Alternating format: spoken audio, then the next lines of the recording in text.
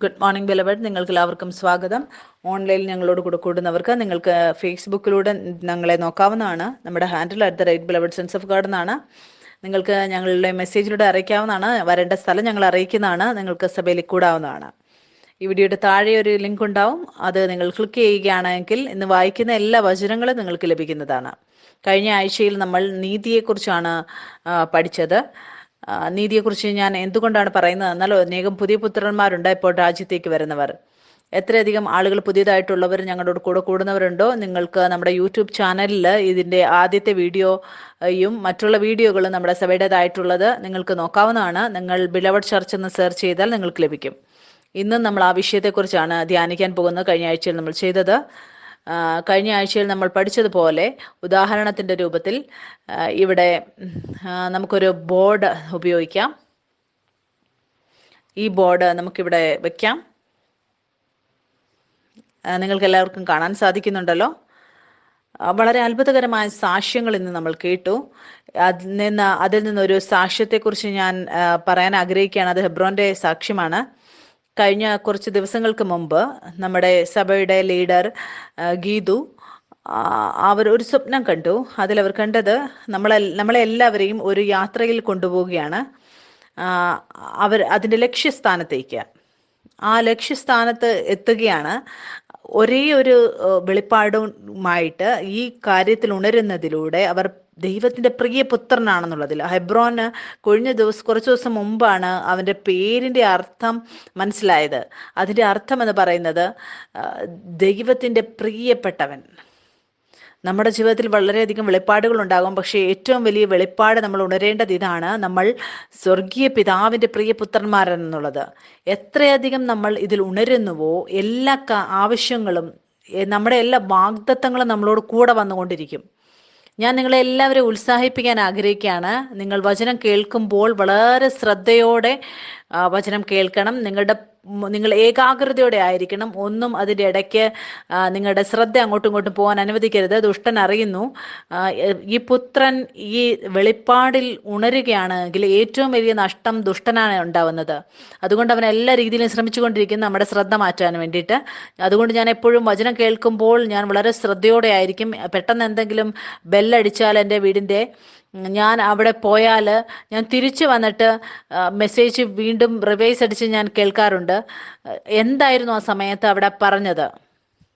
എന്തുകൊണ്ടെന്നാൽ എല്ലാ കാര്യങ്ങളും ആ വചനത്തെ നമ്മളിൽ നിന്ന് എടുത്തുകൊണ്ട് പോകാനാണ് വരുന്നത്. ഞാൻ ആഗ്രഹിക്കുന്നില്ല വചനത്തിൽ നിന്ന് ഒരു ഭാഗം പോലും വിട്ടുപോകണമെന്ന്. എൻ്റെ മമ്മിയും വചനം കേൾക്കുമ്പോൾ ആരെങ്കിലും പുറത്ത് വാതുക്കെ വന്ന് ബെല്ലടിച്ചാലും ശ്രദ്ധിക്കാറില്ല, ആ മെസ്സേജ് തീരുന്നത് വരെ. എനിക്ക് ഒരുപാട് പ്രാവശ്യം ഞാൻ പുറത്ത് നിൽക്കേണ്ടതായി വന്നിട്ടുണ്ട്. ഞാൻ നിങ്ങളെ എല്ലാവരും ഉത്സാഹിപ്പിക്കാൻ ആഗ്രഹിക്കുകയാണ്. വചനത്തിൽ നിങ്ങൾ ശ്രദ്ധയോടെ കേൾക്കണം. നിങ്ങൾക്കറിയാമോ, നീതി നിങ്ങൾ എന്തെങ്കിലും പ്രവൃത്തിയിലൂടെ സമ്പാദിക്കുന്നതല്ല. നീതി എന്ന് പറയുന്നത് നിങ്ങൾ ആയിരിക്കുന്നതാണ് നീതി. നമ്മൾ ഒരുപാട് സാക്ഷ്യങ്ങൾ കേട്ടു. അതിൽ ആളുകൾ സാക്ഷ്യം പറഞ്ഞു എങ്ങനെയാണ് അവരുടെ ബന്ധുക്കൾ അവർക്ക് സൗഖ്യങ്ങൾ ലഭിച്ചതെന്ന്. നിങ്ങൾ എന്താണ് പറയുന്നത്? അതിൽ അധികമായി നിങ്ങളുടെ ഉള്ളിൽ നിന്ന് ആരാണ് പറയുന്നത്? അതാണ് ഏറ്റവും മഹത്വകരമായ കാര്യം. അവർ നിങ്ങൾക്ക് വേണ്ടി സൗഖ്യം ആണ് പറയുന്നതെങ്കിലും നിങ്ങൾ വിശ്വസിക്കുക, നിങ്ങളല്ല, നിങ്ങളുടെ അകത്തിരുന്ന് യേശുക്രിസ്തു ജീവിക്കുന്നവൻ, അവനാണ് അവർക്ക് വേണ്ടി ആ സൗഖ്യത്തെ, ആ ജീവനെ പറയുന്നത്. നമ്മൾ യേശുക്രിസ്തുവിൻ്റെ ജീവിതത്തിൽ നമുക്ക് കാണാൻ സാധിക്കും. യേശുക്രിസ്തു ഒരു സമയത്ത് ആ കിണറിൻ്റെ അടുത്ത് ചെന്നിട്ട് ആ ശമരിയ സ്ത്രീ യേശുവിൻ്റെ അടുത്ത് വന്നപ്പോൾ യേശുക്രിസ്തു അവളോട് വെള്ളം ചോദിക്കുകയാണ്. പിന്നെ യേശുക്രിസ്തു പറയുകയാണ്, നീ എന്നോട് വെള്ളം ചോദിക്കുകയായിരുന്നുവെങ്കിൽ എങ്ങനെയാണ് ആ ശമരിയ സ്ത്രീ അവരുമായി സംസാരിക്കാൻ തുടങ്ങിയത് യേശുക്രിസ്തുവുമായിട്ടെന്ന്? ഞാൻ തരുന്ന വെള്ളം കുടിച്ചാൽ അത് കുടിച്ചാൽ നിനക്ക് ഒരിക്കലും ദാഹിക്കുകയില്ല എന്ന് യേശുക്രിസ്തു ആ ശമരിയ സ്ത്രീയുടെ ജീവിതത്തെക്കുറിച്ച് പറയാൻ തുടങ്ങുകയാണ്. നീ ഇപ്പോൾ ആരുടെ കൂടെയാണോ ആയിരിക്കുന്നത് അവനും നിന്റെ ഭർത്താവല്ല എന്ന്. പിന്നെ നമുക്ക് കാണാൻ സാധിക്കും എത്ര അത്ഭുതകരമായാണ് അവരുടെ സംസാരം തുടങ്ങുന്നതെന്ന്. പിന്നെ യേശുക്രിസ്തു തന്നെത്താൻ വെളിപ്പെടുത്തുകയാണ്, ഞാൻ തന്നെയാണ് മശിഹ എന്ന്. യേശുക്രിസ്തു ആയിരുന്നു എല്ലാ ആളുകളും വെയിറ്റ് ചെയ്തിരുന്ന മശിഹ വരാൻ വേണ്ടി. പിന്നെ അവളുടെ കുടം അവിടെ ഇട്ടിട്ട് തിരിച്ച് അവളുടെ സ്ഥലത്തേക്ക് ഓടിപ്പോവുകയാണ്. എന്നിട്ട് എല്ലാവരോടും പറയാൻ തുടങ്ങിയാണ്, ഞാനൊരു വ്യക്തിയെ കണ്ടു, അവൻ എൻ്റെ ജീവിതത്തെക്കുറിച്ച് എല്ലാം എന്നോട് പറഞ്ഞു, അവനാണ് മശിഹ എന്ന്. പക്ഷെ നിങ്ങൾ ഈ കാര്യം ശ്രദ്ധിച്ചു നോക്കുക, എന്തായിരുന്നു അങ്ങനെ ഒരു കാര്യം അതിൽ വെളിപ്പെട്ടത്? ആ സംസാരത്തിലൂടെ മാത്രം, യേശുക്രിസ്തു സംസാരിച്ചതിലൂടെ, അവന് ആ തുടക്കത്തിലൊന്നും പറഞ്ഞില്ല, മശിഹ എന്ന് പറഞ്ഞില്ല. വെള്ളം മാത്രമാണ് ചോദിച്ചത്. ശമരിയ സ്ത്രീ അവിടെ വെള്ളം എടുക്കാനാണ് വന്നത്. ആ കാരണം, ആ അത്ഭുതകരമായ കാര്യത്തിന്റെ പുറകിലെ കാര്യം, ആരാണ് ആ ശമരിയ സ്ത്രീയോട് സംസാരിക്കുന്നു എന്നുള്ളതായിരുന്നു കാര്യം. എത്രയധികം നിങ്ങൾ എല്ലാ ഞായറാഴ്ചയും വന്ന് വചനം കേൾക്കുന്നുവോ, എന്താണ് സംഭവിക്കുന്നത്? നിങ്ങൾ നിങ്ങളുടെ ആത്മീയ തിരിച്ചറിവിൽ, ആത്മീയമായ രൂപത്തിൽ നിങ്ങൾ ഉണരുകയാണ്. ക്രിസ്തുവിൽ നിങ്ങൾ അവന്റെ നീതിയാണെന്നുള്ളതിൽ ആ ഉണർത്തപ്പെടുന്നതിലൂടെ എല്ലാ നിങ്ങളുടെ ചുറ്റിലുമുള്ള സാഹചര്യങ്ങളും മാറുവാൻ തുടങ്ങും.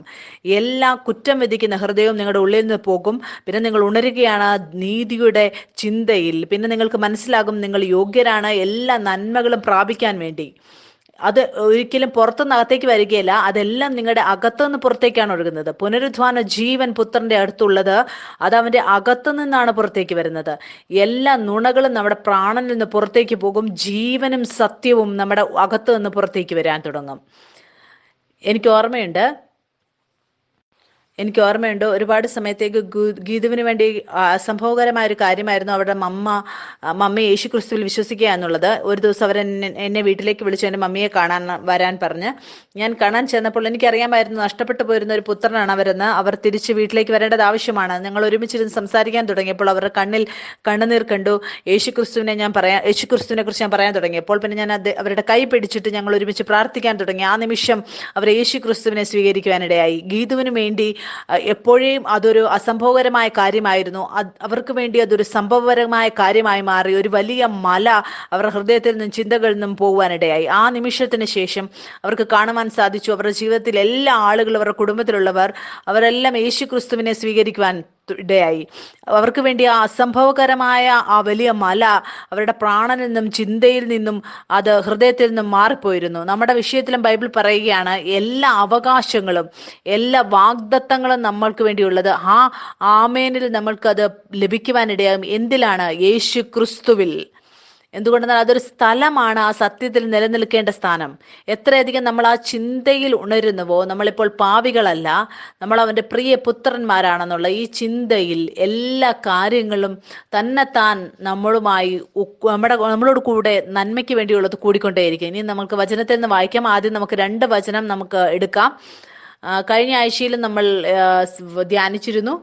എത്രയധികം വചനങ്ങൾ നമ്മൾ വായിക്കുന്നുവോ ഞാൻ ശ്രമിക്കാം, നമ്മൾക്ക് പഠിക്കാൻ പറ്റുന്നിടത്തോളം പഠിക്കാമെന്ന്. ബാക്കി അടുത്ത ആഴ്ച നമുക്ക് വായിക്കാം. പക്ഷേ ഞാൻ നിങ്ങളെല്ലാവരും ഉത്സാഹിപ്പിക്കാൻ ആഗ്രഹിക്കുകയാണ്. ബിലവഡ്, ഇങ്ങനെയുള്ളൊരു സഭയാണ്. നിങ്ങൾക്ക് എല്ലാ വചനങ്ങളും ഞങ്ങൾ PDF ആക്കി നിങ്ങൾക്ക് തരും. ആ PDFിലും ഞങ്ങൾ ഹൈലൈറ്റ് ചെയ്യാറുണ്ട്, റെഡ് ലെറ്ററിൽ, ഗ്രീൻ ലെറ്ററിലും. എല്ലാ വചനങ്ങളും കാര്യങ്ങളും ക്രൂശീകരണത്തിന് ശേഷം നിങ്ങളുടെ തിരിച്ചറിവിനെ കുറിച്ചുള്ളതിൽ. മത്തായി 6:33 എഴുതിയിരിക്കുകയാണ്, മുമ്പേ അവന്റെ രാജ്യവും നീതിയും അന്വേഷിപ്പിൻ, അതോടുകൂടെ ഇതൊക്കെ നിങ്ങൾക്ക് കിട്ടും. ഇതിനു മുമ്പ് നമ്മൾ വചനത്തിൽ വായിച്ചു എങ്ങനെയാണ് യേശുക്രിസ്തു പറയുന്നത് ആ മനുഷ്യനെ കുറിച്ച്. അവർ ചിന്തിക്കുന്നവര് എന്ത് തിന്നും, എന്ത് കുടിക്കും, എന്തുടുക്കുമെന്ന് ശരീരത്തിനായിക്കൊണ്ട് വിചാരിക്കും. യേശുക്രിസ്തു പറയുകയാണ്, എനിക്കറിയാം നിങ്ങൾക്കെല്ലാം ഇതിന്റെ ആവശ്യമുണ്ട് എന്ന് എനിക്കറിയാം. ഈ കാര്യങ്ങളെല്ലാം നിങ്ങൾ പ്രാപിക്കുന്നത്, അത് നിങ്ങൾക്ക് ലഭിക്കുവാനിടയാകും, അത് നീതിയിലൂടെയാണ്. അതുകൊണ്ടെന്നാൽ അനേക ആളുകൾ എൻ്റെ അടുത്ത് വന്നിട്ട് പറയാറുണ്ട്, ഞങ്ങൾ ഒരുപാട് പ്രാർത്ഥിച്ചു, പക്ഷെ എന്നിട്ടും ഒരു നന്മയും ഞങ്ങൾക്ക് ലഭിച്ചില്ല, ഒരു വിടുതലും ലഭിച്ചില്ല. എനിക്ക് തോന്നാറുണ്ട് എവിടെയൊക്കെയോ അവർ ദൈവത്തെ കുറ്റം വിധിക്കുകയാണ്, ദൈവത്തിന് ഒരു ചീത്തപ്പേരുണ്ടാക്കുകയാണ്. ഇത് ദൈവത്തിന്റെ കുറ്റമല്ല. അവൻ നമുക്ക് വേണ്ടി എല്ലാം പൂർത്തീകരിച്ചു. നമ്മൾക്ക് വേണ്ടിയുള്ള എല്ലാ വാഗ്ദത്തങ്ങളും ആമേനാണ് യേശു ക്രിസ്തുവിൽ. അതുകൊണ്ടാണ് നമ്മൾ നീതിയിൽ ഉണരേണ്ടത്. ആ കുറ്റം അത് നമ്മുടെ ഉള്ളിലേക്ക് വരാൻ നോക്കും. എന്നിട്ട് കുറ്റം വിധിക്കാൻ തുടങ്ങും. നമ്മൾ ചെയ്തു പോയത്, ഞാൻ യോഗ്യനല്ല, ഞാൻ ആ പ്രവൃത്തി ശരിയായ രീതിയിൽ ചെയ്തില്ല, അതുകൊണ്ടാണ് ഈ രോഗവും ദുഃഖവും എനിക്ക് വരുന്നത്. ദുഷ്ടൻ എപ്പോഴും ആ പ്രവൃത്തികളെ കാണിച്ചു കൊണ്ടിരിക്കും. ഇവിടെ നിങ്ങൾ കുറവുണ്ട്, ഇവിടെ നിങ്ങൾ വീണുപോയി, അവിടെ നിങ്ങൾ ആ ചിന്തകളെ വീഴ്ച കളഞ്ഞിട്ട് ഒരു വ്യത്യാസവുമില്ല ഞാനത് ചെയ്തോ ഇല്ലയോ എന്നുള്ളത്. എന്തുകൊണ്ടെന്നാൽ ഞാൻ നിലനിൽക്കുന്നത് അവന്റെ നീതിയിലാണ്. അവനാണ് എന്നെ യോഗ്യനാക്കുന്നത് എല്ലാ നന്മകളും പ്രാപിക്കാൻ വേണ്ടി. ഈ സമയത്ത് ഞാനും നിങ്ങളും ഉണരുകയാണ് ആ നീതിയിൽ, യേശു ക്രിസ്തുവിലുള്ളത്, ആ സത്യത്തിൽ നമ്മൾ ഉണരുകയാണ്. എത്രയധികം നമ്മൾ ഉണരുന്നുവോ ആ എല്ലാ വാഗ്ദത്തങ്ങളും നമുക്ക് വേണ്ടി ആമേനിൽ നമ്മുടെ ജീവിതത്തിൽ പൂർത്തീകരിക്കാൻ ഇടയാകും. ഗീതു സാക്ഷ്യം പറഞ്ഞു അവരുടെ പിതാവിനെ കുറിച്ച് കോർട്ട് കേസ് നടന്നുകൊണ്ടിരുന്നപ്പോൾ. അത് ആരുടെ പിതാവാണ്? ഗീതു അവരുടെ കുടുംബത്തിൽ ഏറ്റവും ആദ്യത്തെ പുത്രന്റെ തിരിച്ചറിവിൽ വന്ന വ്യക്തിയാണ്. ഇത് ദൈവത്തിൽ നിന്നൊരു വാഗ്ദത്തമാണ്. ഒരു ശത്രുവും നിന്റെ കുടുംബത്തിലുള്ളവർക്ക് തൊടുവാൻ സാധിക്കില്ല. ഇതൊരു ഉദാഹരണമായിട്ട് നമ്മൾ പറയാറുണ്ട്. ഒരു വീടിന്റെ മെയിൻ സ്വിച്ച് അത് ഓണാണ് എങ്കിൽ അപ്പോൾ വീട്ടിലെ, നമുക്ക് ഉദാഹരണത്തിന്റെ രൂപത്തിൽ നോക്കാം, വീടിന്റെ മെയിൻ സ്വിച്ച് ഓൺ ആണ് എങ്കിൽ അപ്പോൾ മറ്റുള്ള വീട്ടിലെ എല്ലാ സ്വിച്ചുകളും അത് പ്രവർത്തനിക്കാൻ തുടങ്ങും. എന്താണ് സംഭവിക്കുന്നത്? ഗീതുവിന്റെ പപ്പയുടെ എതിരായിട്ട് ഒരു കോർട്ട് കേസ് വരികയാണ്. ചിലപ്പോൾ എല്ലാ തെളിവുകളും അദ്ദേഹത്തിനെതിരായിരുന്നു. ആ കേസിന്റെ ഡേറ്റ് വന്നപ്പോൾ ആ ജഡ്ജ് അദ്ദേഹത്തെ നിർദോഷിയായി പറയുവാനിടയായി. എന്താണ് സംഭവിക്കുന്നത്? ഗീതുവിന്റെ പപ്പയുടെ എതിരായിട്ട് ഒരു കോർട്ട് കേസ് വരികയാണ്. എല്ലാ തെളിവുകളും അവർക്കെതിരായിരുന്നു. അവരുടെ കേസിന്റെ ഡേറ്റ് വന്നപ്പോൾ നിങ്ങൾക്കറിയാമോ, ആ ജഡ്ജ് അദ്ദേഹത്തെ കുറ്റവിമുക്തനാക്കി. മറ്റേ ആള്, കേസ് കൊടുത്ത ആൾക്ക് ഇവർക്ക് പൈസ കൊടുക്കേണ്ടതായിട്ട് വന്നു. ചിലപ്പോൾ അദ്ദേഹം ഇവിടെ ദോഷിയായിട്ട് കണ്ടാലും അവർ വിജയിയായത് എങ്ങനെയാണ്? ദൈവം നിങ്ങളെ നീതിമാനാക്കിയിരിക്കുകയാണ്. എന്റെയും നിങ്ങൾക്കും വേണ്ടിയുള്ള ശിക്ഷ യേശു ക്രിസ്തു അതിനുവേണ്ടിയാണ് ക്രൂശിൽ ബലിയായത്. നിങ്ങൾക്ക് കാണാൻ സാധിക്കും ആ ജീവൻ നിങ്ങളുടെ കുടുംബത്തിൽ ഒഴുകുന്നത്. ഒരാള് കുടുംബത്തിൽ വിശ്വാസത്തിലേക്ക് വന്നാൽ അത് എല്ലാവരുടെയും വീണ്ടെടുപ്പിന് അത് കാരണമായി തീരും. ഇവിടെ വചനത്തിൽ എഴുതിയിരിക്കുകയാണ്, ആദ്യം അവന്റെ രാജ്യവും ഞാനും നിങ്ങളും വീണ്ടും ജന്മം പ്രാപിച്ചപ്പോൾ നമ്മൾ അവന്റെ രാജ്യത്തിൽ പ്രവേശിച്ചു. പിന്നെ എഴുതിയിരിക്കുകയാണ്, അവന്റെ നീതി അന്വേഷിപ്പിൻ, അതോടുകൂടെ ഇതൊക്കെ നിങ്ങൾക്ക് കിട്ടും. സ്വർഗീയ പിതാവ് ആഗ്രഹിക്കുകയാണ് നമ്മൾ ആ പുത്രന്റെ തിരിച്ചറിവിൽ ഉണരണം. അവിടെ നമ്മൾക്കറിയാം നമ്മൾ യേശു ക്രിസ്തുവിന്റെ നീതിയിലാണ്. അപ്പോൾ എല്ലാ കാര്യങ്ങളും നമുക്ക് ലഭിക്കുവാനിടയാകും. യേശു ക്രിസ്തുവാണ് എന്നെ നിങ്ങളെയും യോഗ്യരാക്കിയത്. മുന്നോട്ട് നമുക്ക് വായിക്കാം. റോമർ 5-ാം അധ്യായം 17-ാം വാക്യത്തിൽ എഴുതിയിരിക്കുകയാണ്. റോമർ 5-ാം അധ്യായം അതിന്റെ 17-ാം വാക്യത്തിൽ എഴുതിയിരിക്കുകയാണ്, ഏകന്റെ ലംഘനത്താൽ മരണം ആ ഏകൻ നിമിത്തം വാണുവെങ്കിൽ, ആദമിലൂടെ ആ ഏക നിമിത്തമാണുവെങ്കിൽ കൃപയുടെയും നീതിദാനത്തിന്റെയും സമൃദ്ധി ലഭിക്കുന്നവർ യേശുക്രിസ്തു എന്ന ഏക നിമിത്തം ഏറ്റവും അധികമായി ജീവനിൽ വാഴും. നമ്മൾ വായിച്ചു എങ്ങനെയാണ് ആദം പാപം ചെയ്തപ്പോൾ മരണം വന്നത് എന്ന്. ഇവിടെ എഴുതിയിരിക്കുകയാണ്, യേശുക്രിസ്തു ക്രൂശിൽ പോയപ്പോൾ നമ്മൾക്ക് ആ നീതി ലഭിക്കുവാനിടയായി. ആ സമൃദ്ധിയായിട്ടുള്ള കൃപ, അതിലൂടെ എന്താണ് സംഭവിച്ചത്? അവർ ജീവനിൽ വാഴും. എന്തിലാണ് വാഴുന്നത്? ആദമിലൂടെ വന്ന മരണം വന്നു. ഞാനും നിങ്ങളും എന്തിനു മുകളിലാണ് വാഴുന്നത്? നമ്മൾ മരണത്തിന് മുകളിലാണ് വാഴുന്നത്. മരണം ശാരീരികമായിട്ടുള്ള മരണം മാത്രമല്ല. ദൈവം മരണത്തെക്കുറിച്ച് പറയുമ്പോൾ ആ മരണം ആണ് അത് ബന്ധത്തിലുള്ളതാണെങ്കിലും അത് സാമ്പത്തികമായിട്ടുള്ളതാണെങ്കിലും എല്ലാം കുറവിലുള്ളത് അതൊരു മരണത്തെയാണ് കാണിക്കുന്നത്. വചനത്തിൽ എഴുതിയിരിക്കുകയാണ്, എത്രയധികം നിങ്ങൾക്ക് ലഭിക്കുന്നുവോ നിങ്ങൾ ആ മരണത്തിന് മുകളിലാണ് വാഴുന്നത്. നമ്മൾക്ക് ഇന്ന് ഹെബ്രോന്റെ സാക്ഷ്യത്തിൽ നിന്ന് നമുക്ക് പഠിക്കാം. ഞാൻ ഹെബ്രോനെ അറിയുന്നത് മുതൽ എനിക്ക് എപ്പോഴും തോന്നുമായിരുന്നു അവൻ വക്കീലാണ് എന്ന്. എനിക്ക് അറിയില്ല എന്താണ് അങ്ങനെ തോന്നിയിരുന്നതെന്ന്. പക്ഷേ അവൻ അക്കൗണ്ട്സ് കൈകാര്യം ചെയ്യുന്ന GST യോട് ബന്ധപ്പെട്ടിരിക്കുന്ന ഒരു ജോലിയാണ് ചെയ്യുന്നത്. 5 വർഷമായിട്ട് ഒരു പരീക്ഷ എഴുതിക്കൊണ്ടിരിക്കുകയായിരുന്നു. കഴിഞ്ഞ വർഷം നമ്മുടെ ഒരു പാർട്ടി നടന്നു. അതിലൊരു വ്യക്തി വന്നു. ഞാൻ ആഗ്രഹിച്ചു ഹെബ്രോൻ വരണമെന്ന്. വന്ന ആ ആളോട് ജീവൻ ഷെയർ ചെയ്യണമെന്ന് ഞാൻ വിളിച്ചപ്പോൾ എനിക്ക് വരാൻ സാധിക്കില്ല എന്ന് പറഞ്ഞു. എനിക്ക് ആ എക്സാമിന് വേണ്ടി പ്രിപ്പയർ ചെയ്യണമെന്ന് പറഞ്ഞു. ഞാൻ എൻ്റെ മനസ്സിൽ ചിന്തിച്ചു, വരേണ്ടത് വളരെ ആവശ്യമാണ്. അവൻ വന്നാൽ തീർച്ചയായിട്ടും അവൻ പാസ്സാകും. പക്ഷേ വന്നില്ല എങ്കിൽ അവൻ ഫെയിലാകും. എന്തുകൊണ്ടെന്നാൽ ഞാൻ അറിയുന്നു സ്വർഗരാജ്യം, അതിൽ എന്താണ് ശക്തി ഉള്ളത്, പ്രവർത്തിക്കാനുള്ള ശക്തി എന്ന് ഞാൻ അറിയുന്നു. അതുകൊണ്ട് എനിക്കറിയാം ചെറിയ ചെറിയ കാര്യങ്ങളിൽ പോലും നിങ്ങളുടെ ജീവിതത്തിൽ നിങ്ങൾ ഒരു ജീവൻ നൽകുന്ന ആത്മാവാണ്. അതാണ് നമ്മുടെ ആത്മീയ തിരിച്ചറിവ്. അതുകൊണ്ട് നമ്മൾ ആ ചെറിയ മേഖലയിൽ പോലും നമ്മൾ മറന്നു പോകുന്നില്ല നമ്മൾ ആരാണെന്ന്. അതുകൊണ്ട് വലിയ കാര്യങ്ങൾ മുന്നമേ നമ്മുടെ മുമ്പിൽ മുട്ടുമുടക്കാനിടയാകും. ഞാൻ അകത്ത് തന്നെ എനിക്കറിയാമായിരുന്നു, ഉള്ളിൽ അറിയാമായിരുന്നു, അവൻ പറഞ്ഞാൽ അവൻ വരും.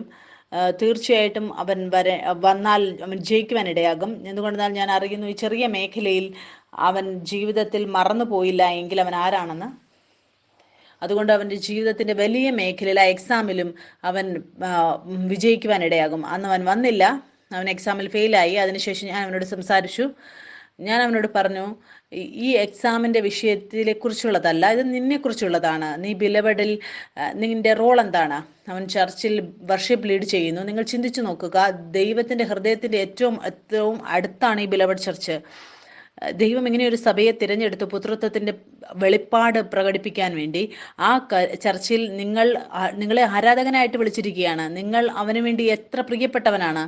അത് വേറൊരാൾക്കും ആ സ്ഥാനം നൽകിയില്ല, നിങ്ങൾക്ക് ആ സ്ഥാനം ലഭിച്ചു. നിങ്ങളത് ഇനി ബഹുമാനിക്കുക, അതിനോട് കൂടെ മുന്നോട്ട് പോകുക. ഞാൻ ഉത്സാഹിപ്പിച്ചു, നിങ്ങളുടെ ജീവിതത്തിൻ്റെ ചെറിയ ചെറിയ മേഖലകളിൽ നിങ്ങളെ തന്നെ പുത്രനായി കാണുക, നിങ്ങൾ ജീവൻ നൽകുന്ന ആത്മാവായിട്ട് കാണുമോ, അപ്പോൾ വലിയ കാര്യങ്ങൾ നിങ്ങളുടെ മുമ്പിൽ മുട്ടുമടക്കും. എനിക്ക് ഓർമ്മയുണ്ട്, ആ സമയം ഞാൻ UK യിലായിരുന്നപ്പോൾ എൻ്റെ എക്സാം നടന്നുകൊണ്ടിരിക്കുമ്പോൾ ഞാൻ ആ സമയം ഞാൻ വേർതിരിക്കുമായിരുന്നു. ഞാൻ ആളുകളെ കാണുമ്പോൾ അവരുമായിട്ട് ജീവൻ ഷെയർ ചെയ്യുമായിരുന്നു. എനിക്ക് ഓർമ്മയുണ്ട്, എനിക്ക് അധികം സമയം കിട്ടാറില്ലായിരുന്നു പഠിക്കാൻ വേണ്ടിയിട്ട്. എനിക്ക് 2-3 മണിക്കൂറേ കിട്ടുകയുള്ളായിരുന്നു. മറ്റുള്ളവർക്ക് മുഴുവൻ ദിവസവും പഠിക്കാൻ ലഭിക്കുമായിരുന്നു. പക്ഷെ ഞാൻ എക്സാമിന് പോകുമ്പോൾ അതേ കാര്യങ്ങൾ ആയിരിക്കും വരുന്നത്. ഞാൻ 2 മണിക്കൂറിൽ പഠിച്ചത് അത് 3 കാര്യം മാത്രമാണെങ്കിൽ പോലും. നിങ്ങൾ ചിന്തിച്ചു നോക്കുക, ആരെങ്കിലും ഒത്തിരി പഠിച്ചിട്ട് എന്നിട്ടും എനിക്ക് അവരെ കഴിഞ്ഞ എല്ലാം മാർക്ക് കൂടുതലായിരുന്നു. അതെന്തുകൊണ്ടെന്നാൽ എല്ലാ കാര്യങ്ങളും നിങ്ങളെ സേവിക്കാൻ വേണ്ടിയാണ് ഉണ്ടാക്കിയിരിക്കുന്നത്. ഏറ്റവും മഹത്തരമായ കാര്യം, ഞാൻ നിങ്ങൾ മറന്നു പോരുത് ആ സമയത്ത് നമ്മൾ ആരാണെന്ന്. അടുത്ത എക്സാം അവൻ്റെ നടന്നപ്പോൾ എനിക്ക് അറിയാമായിരുന്നു അത് അവന് വേണ്ടി വ്യത്യസ്തമാകാൻ പോവുകയാണെന്ന്. അതുകൊണ്ട് നമ്മൾ കണ്ടു, മുഴുവൻ സമയം അവൻ വർഷം മുഴുവൻ അവൻ സഭയിൽ വന്ന് വർഷിപ്പ് ലീഡ് ചെയ്തുകൊണ്ടിരുന്നു. ഒരു ദിവസം മെസ്സേജ് അയച്ചു, എന്നിട്ട് പറഞ്ഞു എൻ്റെ എക്സാം കഴിഞ്ഞു എന്ന്. ഒരു കാര്യം ഞാൻ എപ്പോഴും ഓർമ്മപ്പെടുത്തും, സ്വർഗരാജ്യം എങ്ങനെയാണ് പ്രവർത്തിക്കുന്നതെന്ന്. നിങ്ങൾ സൃഷ്ടിയെ അല്ലെ അനുഭവത്തെ ഇത് പറയാൻ അനുവദിക്കരുത്. നിങ്ങളുടെ തിരിച്ചറിവ് എന്താണെന്ന് നിങ്ങളോട് പറയാൻ അനുവദിക്കരുത്, നിങ്ങൾ ആരാണ് എന്ന്. അതാണ് ശരിയായ വ്യത്യാസത്തിൻ്റെ സമയം. അപ്പോൾ നിങ്ങൾക്ക് പുനരുത്ഥാന ജീവൻ പ്രവർത്തിക്കുന്നത് കാണാൻ സാധിക്കും. എന്തുകൊണ്ടെന്നാൽ എൻ്റെ ജീവിതത്തിൽ റുമറ്റോയിഡിസിൻ്റെ സിംറ്റംസ് വന്നപ്പോൾ ഞാൻ അതിനെ പറയാൻ അനുവദിച്ചില്ല എന്നോട് ഞാൻ രോഗിയാണ് എന്ന്. ഞാൻ പറഞ്ഞു, ഞാൻ മരിച്ചാലും ഇതിൽ വിശ്വസിച്ച് മരിച്ചാലും എൻ്റെ സ്വഭാവത്തിൽ ഒരു രോഗവുമില്ല. കഴിഞ്ഞ 8 മാസമായിട്ട് നടക്കാഞ്ഞത് ഒരാഴ്ച കൊണ്ട് ആ സൗഖ്യം ഞാൻ പ്രാപിക്കുവാനിടയായി. എന്തുകൊണ്ടെന്നാൽ ഒരുപാട് കാര്യങ്ങൾ നിങ്ങൾക്ക് തിരിച്ചറിവ് തരാൻ വരും. പക്ഷെ ഞാൻ അതിലല്ല വിശ്വസിക്കുന്നത്, പിതാവിനെക്കുറിച്ച് പറയുന്നതിലാണ് ഞാൻ വിശ്വസിക്കുന്നത്. ഞാൻ ഒരു എക്സാമിൽ പാസ്സായാലും ഇല്ലെങ്കിലും അതല്ല എൻ്റെ തിരിച്ചറിവ്. ഈ 100 പ്രാവശ്യം ഞാൻ തോറ്റാലും ഞാൻ വിജയാളിയാണ്. എന്തുകൊണ്ടെന്നാൽ യേശുക്രിസ്തുവാണ് എന്നെ വിജയാളിയാക്കുന്നത്. ഞാൻ ഒരിക്കലും അതിന് ഈ എക്സാമിന് എൻ്റെ എനിക്ക് തിരിച്ചറിവ് നൽകാൻ ഞാൻ അനുവദിക്കുകയില്ല. 5 വർഷമായിട്ട് ആ എക്സാം കൊടുത്തുകൊണ്ടിരുന്നു. ഒരുപാട് പ്രാവശ്യം പരാജയപ്പെട്ടു. പക്ഷെ ഈ പ്രാവശ്യം അദ്ദേഹം പറഞ്ഞു, ഞാൻ എൻ്റെ പരാജയത്തെ എൻ്റെ തിരിച്ചറിവാകാൻ ഞാൻ അനുവദിക്കുകയില്ല, ഞാൻ ആരാണെന്ന് അതിനെ പറയാൻ അനുവദിക്കുകയില്ല. ഞാൻ പിന്നെ ഫോൺ വിളിച്ച് ചോദിച്ചു, എത്ര സബ്ജക്റ്റിലാണ് ഫെയിൽ ആയതെന്ന്. അപ്പോൾ പറഞ്ഞു 2 എന്ന്. നേരത്തെ എങ്ങനെയായിരുന്നു എന്ന് ഞാൻ ചോദിച്ചു. എല്ലാത്തിലും ഞാൻ തോക്കുമായിരുന്നു എന്ന് പറഞ്ഞു. അപ്പോൾ ഞാൻ അവളോട് പറഞ്ഞു, നിങ്ങൾ 7ൽ നിന്ന് 2 എണ്ണത്തിൽ മാത്രമാണ് തോറ്റിരിക്കുന്നത്. അതിനു മുമ്പ് നിങ്ങൾ 7ൽ നിന്ന് എല്ലാത്തിലും തോക്കുമായിരുന്നു. ഞാൻ പറഞ്ഞു, നിങ്ങൾ സന്തോഷിക്കുക, നിങ്ങൾ ആചരിക്കുക. ഞാൻ പറഞ്ഞു, ഇതിനെ സെലിബ്രേറ്റ് ചെയ്യാൻ പറഞ്ഞു. ചിലപ്പോൾ നിങ്ങൾക്ക് എല്ലാത്തിലും നിങ്ങൾ ഫെയിലാകുമായിരുന്നു, ഇപ്പോൾ 2 എണ്ണത്തിൽ മാത്രമാണ് ഫെയിലായിരിക്കുന്നത്. ഞാൻ പറയുവാനിടയായി, നിങ്ങൾ ഇതിൽ സന്തോഷിക്കുക. ആ 2 ദിവസത്തിന് ശേഷം വന്നിട്ട് പറയുകയാണ്, കോളേജിൽ തിരിച്ച് എഴുതിയപ്പോൾ അവർ പറഞ്ഞു, ആ 2 സബ്ജക്റ്റ് ഫെയിലായതിൻ്റെ ആവശ്യമേ ഇല്ല. ആ കോഴ്സ് ചെയ്യാൻ വേണ്ടി മുന്നോട്ട് ചെയ്യാൻ ആഗ്രഹിച്ച കോഴ്സ് ചെയ്യാൻ എല്ലാ കാര്യങ്ങളും. പക്ഷെ പുത്രന് വേണ്ടി എങ്ങനെയാണ് ഹായ് വരുന്നത്? ഏറ്റവും ആദ്യത്തെ കാര്യം, ആ എക്സാമിന് അവൻ ആരാണെന്ന് തിരിച്ചറിവ് പറയാൻ കൊടുത്തില്ല. എന്ത് സംഭവിച്ചാലും എനിക്കറിയാം ഞാൻ സ്വർഗീയ പിതാവിൻ്റെ പ്രിയനാണ് എന്ന്. 2ാമത്തെ കാര്യം, ആഘോഷിക്കുവാനിടയായി. പുത്രൻ്റെ സ്വഭാവമാണ് ആഘോഷിക്കുക, സന്തോഷിക്കുക എന്നുള്ളത്. പുത്രൻ്റെ സ്വഭാവത്തിൽ ഒരു കുറവുമില്ല. പിന്നെ നമുക്ക് കാണാൻ സാധിക്കും എല്ലാ കാര്യങ്ങളും മാറുന്നത്. അവന് അനുകൂലമായിട്ട് എല്ലാ കാര്യങ്ങളും വരുന്നത്. ആ 2 ഫെയിലായ വിഷയങ്ങൾ അതിൻ്റെ ആവശ്യമേ ഇല്ലാത്ത അവസ്ഥയിൽ, ആ കോഴ്സ് മുന്നോട്ട് ചെയ്യാനുള്ളതിന് ആവശ്യമില്ലാത്ത അവസ്ഥയിൽ വന്നു. ഇന്ന് അവൻ്റെ ജീവിതത്തിലുള്ള സാക്ഷ്യം എന്താണ്? അതിതാണ്, എന്തെങ്കിലും എക്സാമിൻ്റെ മൂലമോ ഉള്ളതല്ല, അത് കൃപയിലൂടെയുള്ളതാണ്. നമ്മൾ ബൈബിളിൽ നിന്ന് നമുക്ക് കാണാൻ സാധിക്കും, ഒരുപാട് ആളുകൾ യേശുക്രിസ്തുവിൻ്റെ അടുത്ത് വന്നു. അവരുടെ ജീവിതത്തിൽ 40 വർഷമായിട്ടും 10 വർഷമായിട്ടും രോഗത്തിൽ ആയിരുന്നവർ, ഇത്ര സമയമായിട്ടും നിങ്ങൾ ഒരു കാര്യത്തിലായിരിക്കുമ്പോൾ ആ കാര്യങ്ങൾ നിങ്ങളെ ഒരു തിരിച്ചറിവിൽ പിടിച്ചു വയ്ക്കും. എനിക്ക് വിശ്വാസമുണ്ട് ബിലോവഡിന്റെ അടിസ്ഥാന ഇട്ടതും ഇതിനാണ്. ആളുകൾ അവരുടെ തിരിച്ചറിവിൽ, നീതിയുടെ ബോധത്തിൽ അവർ ഉണരുവാൻ വേണ്ടിയാണ്. ആളുകൾ സഭയിൽ വരുമ്പോൾ ചിലപ്പോൾ 5 വർഷമായിട്ടോ 18 വർഷമായിട്ടോ അവർ രോഗികളായിരിക്കാം. പക്ഷെ അവർ ഇവിടെ വരുമ്പോൾ, സഭയിലേക്ക് വരുമ്പോൾ, അവർ പരിശുദ്ധാത്മാവുമായി പ്രവർത്തിക്കാൻ ആരംഭിക്കുമ്പോൾ അവർ യഥാർത്ഥമായ അവകാശം പ്രാപിക്കുവാനിടയാകും. വളരെ സന്തോഷം തോന്നിയ ആ സാക്ഷ്യം കേട്ടപ്പോൾ ഞങ്ങൾ എല്ലാവരും ഉത്സാഹിക്കപ്പെട്ടു. എങ്ങനെയാണ് പിതാവിൻ്റെ പ്രശ്നമായിരുന്നില്ല ഇത് നമ്മുടെ തിരിച്ചറിവ് നീതിയുടെ മുകളിലായിരുന്നു. നമ്മളെല്ലാ ഞായറാഴ്ചയും നമ്മൾ നമ്മുടെ തിരിച്ചറിവിനെ കുറിച്ച് കേൾക്കുന്നു. നമ്മൾ സ്വർഗീയ പിതാവിൻ്റെ നീതിയാണ് യേശുക്രിസ്തുവിലൂടെ. നമ്മൾ എത്രയധികം ഈ സത്യം കേൾക്കുന്നുവോ നമ്മൾ ഉണരുകയാണ് ആത്മീയമായ രൂപത്തിൽ. പതിയെ പതിയെ ആ പുത്രൻ വചനം കേൾക്കുമ്പോൾ, ആ സമയം വന്നപ്പോൾ തിരിച്ചറിവിനോട് കൂടെ നിങ്ങളൊരു ഫെയിലിയർ ആണെന്ന് പറയാൻ വന്നപ്പോൾ അതിനെ സ്വീകരിച്ചില്ല. അവനവൻ്റെ തിരിച്ചറിവ് പിടിച്ചു, ഞാൻ അവൻ്റെ പ്രിയനാണെന്നുള്ളത്. ഞാൻ അതിനോട് കൂടെ എല്ലാ പരിസ്ഥിതികളും മാറുവാൻ തുടങ്ങി, എല്ലാ സാഹചര്യങ്ങളും മാറുവാൻ തുടങ്ങി. ഇപ്പോൾ നിങ്ങൾ ആ ഉത്സവത്തിൽ നിങ്ങൾ പങ്കാളിയായിരിക്കുകയാണ്. എല്ലാം ലഭിക്കുന്നത് എങ്ങനെയാണ്? നീതിയിലൂടെയാണ് ലഭിക്കുന്നത്. മുന്നോട്ട് നമുക്ക് വായിക്കാം. റോമർ 5-ാം അധ്യായം അതിൻ്റെ 16-ാം വാക്യം മുതൽ വായിക്കാം. ഇവിടെ എഴുതിയിരിക്കുകയാണ്, ഏകൻ പാപം ചെയ്തതിൻ്റെ ഫലവും എന്ന് വെച്ചാൽ ആദം പാപം ചെയ്തതിലൂടെ ദാനത്തിന്റെ കാര്യവും ഒരുപോലെയല്ല. ഏകന്റെ പാവം ശിക്ഷാവിധി കൽപ്പിപ്പാൻ ഹേതുവായി തീർന്നു. ആദമിലൂടെ കൃപാപരമോ അനേക ലംഘനങ്ങളെ മോചിപ്പിക്കുന്ന നീതീകരണ വിധിക്ക് ഹേതുവായി തീർന്നു. യേശുക്രിസ്തുവിലൂടെ ക്രൂശിൽ ആ മരണം ആസ്വദിച്ചതിലൂടെ ആളുകൾ നീതിമാന്മാരായി തീരുകയാണ്. നീതിമാനാകുന്നതിൻ്റെ അർത്ഥം എന്താണ്? എല്ലാ മേഖലയിലും ജീവിതത്തിൽ ജയാളിയാകുന്നത്. അതിൻ്റെ അർത്ഥം ഇതാണ്, ഹെബ്രോൻ അവൻ്റെ ജീവിതത്തിൽ എല്ലായിടത്തും വിജയാളിയാകും. എന്തുകൊണ്ട് അവൻ വിജയാളിയാകും? യേശുക്രിസ്തുവിൻ്റെ നീതിയിലൂടെ. ആ നീതി നമുക്ക് വിശ്വാസത്തിലൂടെയാണ് നമ്മൾ സ്വീകരിക്കേണ്ടത്. എന്തെങ്കിലും ചിന്തകൾ നിങ്ങളോട് വന്ന് പറയുകയാണ് നിങ്ങൾ ഇതിന് യോഗ്യരല്ല എന്ന്, നിങ്ങൾ അതിനോട് പറയണം, ഒരു വ്യത്യാസവുമില്ല, ഞാൻ എന്തെങ്കിലും പ്രവൃത്തി ചെയ്യുന്നത് കൊണ്ടോ ചെയ്യാത്തത് കൊണ്ടോ അല്ല, യേശുക്രിസ്തു എനിക്ക് വേണ്ടി ചെയ്തത് കൊണ്ട് ഞാനത് പ്രാപിക്കുവാനിടയാകും. നിങ്ങൾക്കറിയാമോ, ഇവിടെ ഒരു ചെറിയ കുട്ടിയുണ്ട്, കൈറ. ആ ഹീറിൻ്റെയും ജിഗറിൻ്റെയും മകളാണത്.